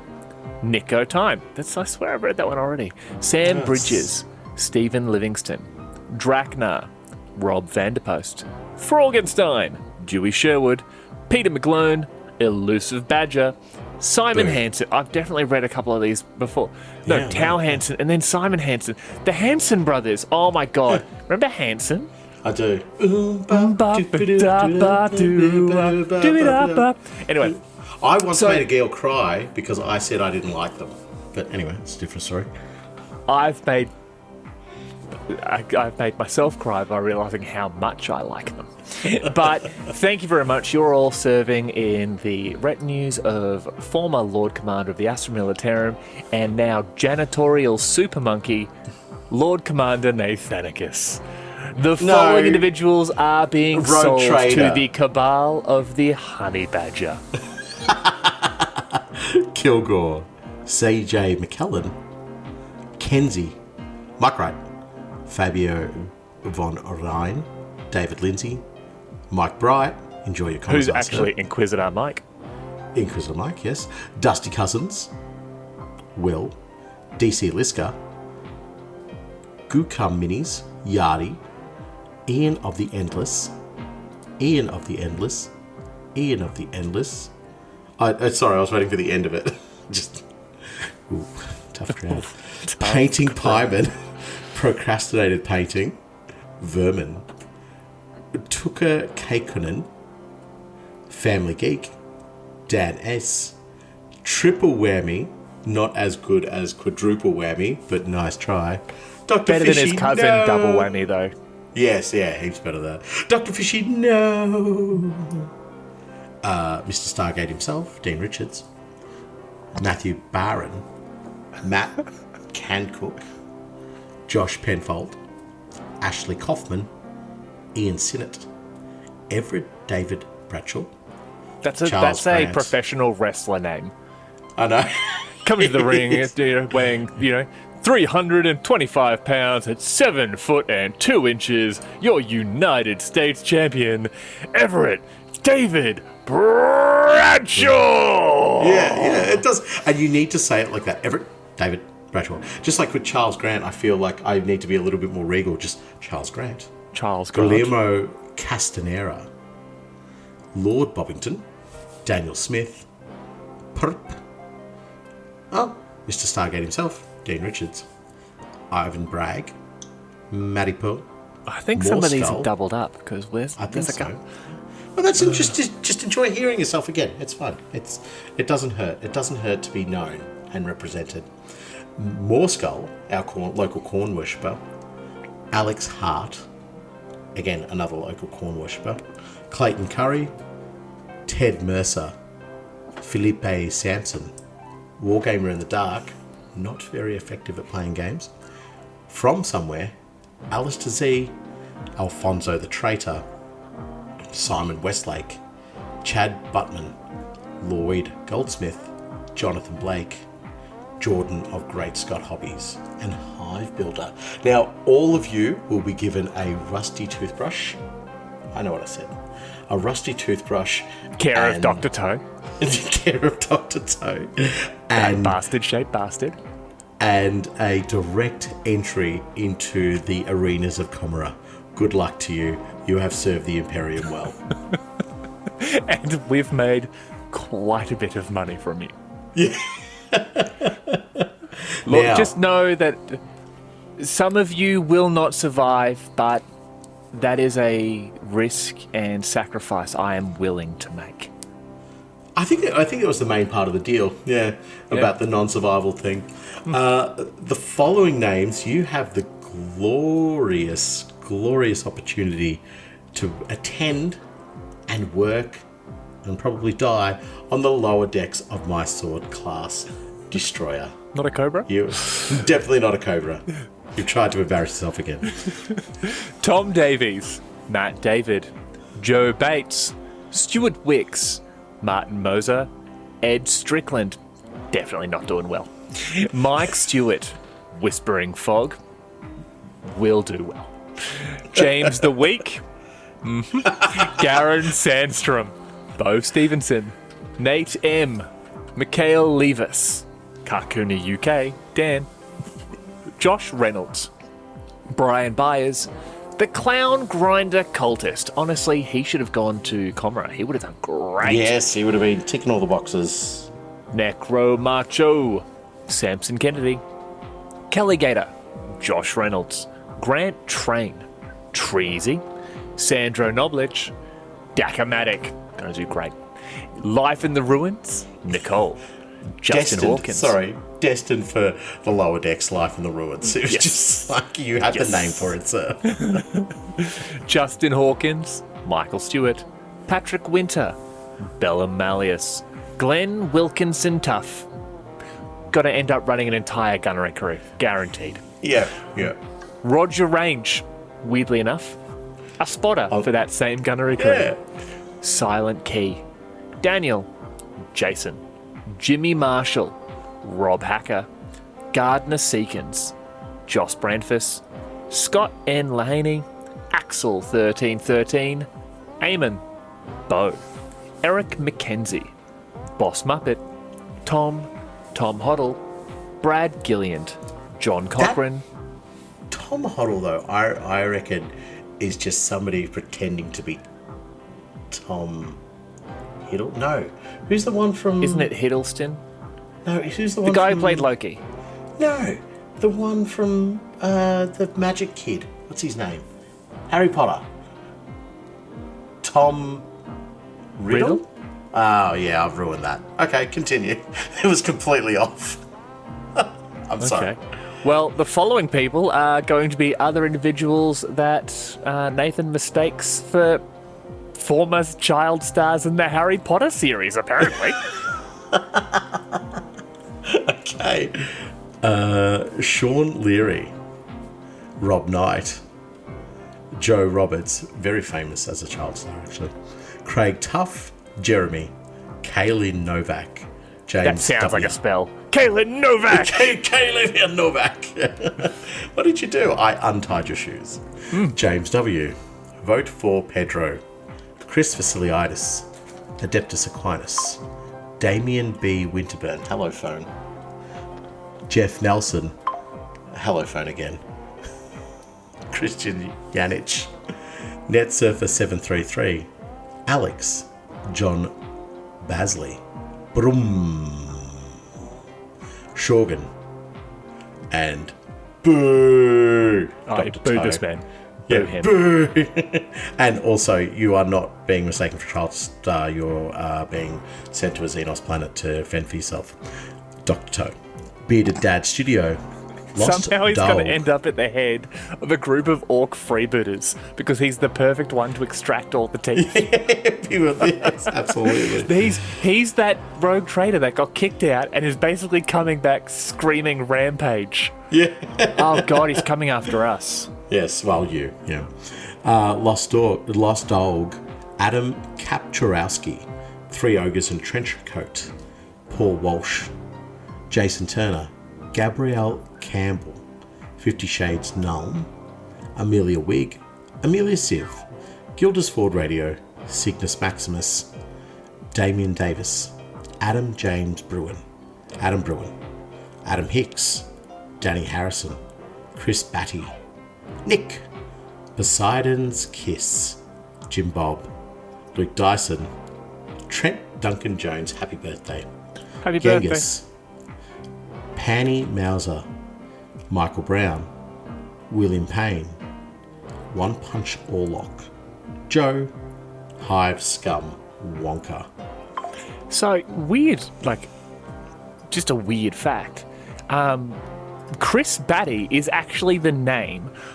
He's not a child star, but he was actually a cinematographer and visual effects guy for Transformers 1, Iron Man, Aquaman. He's actually, that guy is actually has the same name as someone who did. I think it's him. I'm assuming it's him. I'm assuming this like super successful Hollywood dude listens to us. Tom Riddle, not Tom Hiddleston. Tom Riddle, the actual like character. That's what happened. This is about rogue traders and not rogue magic users. Okay. Well, the following individuals have been granted their warrant of trade. Ooh. Whether it be as reward, punishment, or we just want to see how badly they screw it up. I feel sorry for Hive Scum Wonka. You were there, that close.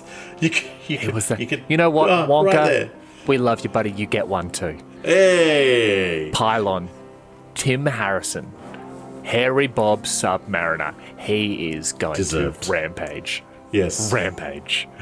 Morbid Progeny, Hive Market Minis, Jason Scleno, Alex, the 108th, Morja 477, Dave Grant, Alex Adams, Overlord Bleak, Kieran Sweet, Barks, Ryan Taylor, Tired Ape, Hot Shot Grot, David Sodden, Ben Davidson, Jesse Barden, Simon Bizarowski, Josh Hunt, and William Young.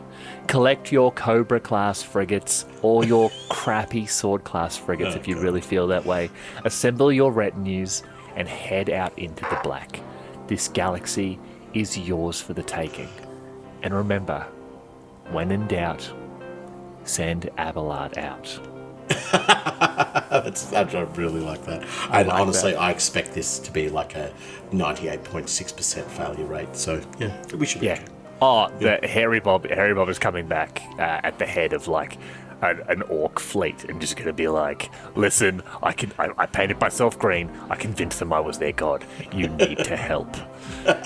Yes, absolutely. Absolutely. Well, another episode down. Thank you very much. If you are still listening, thank you. If you aren't, you're dead to me. Well, you're not listening, so you can't hear it. But if you are still listening, just think about us.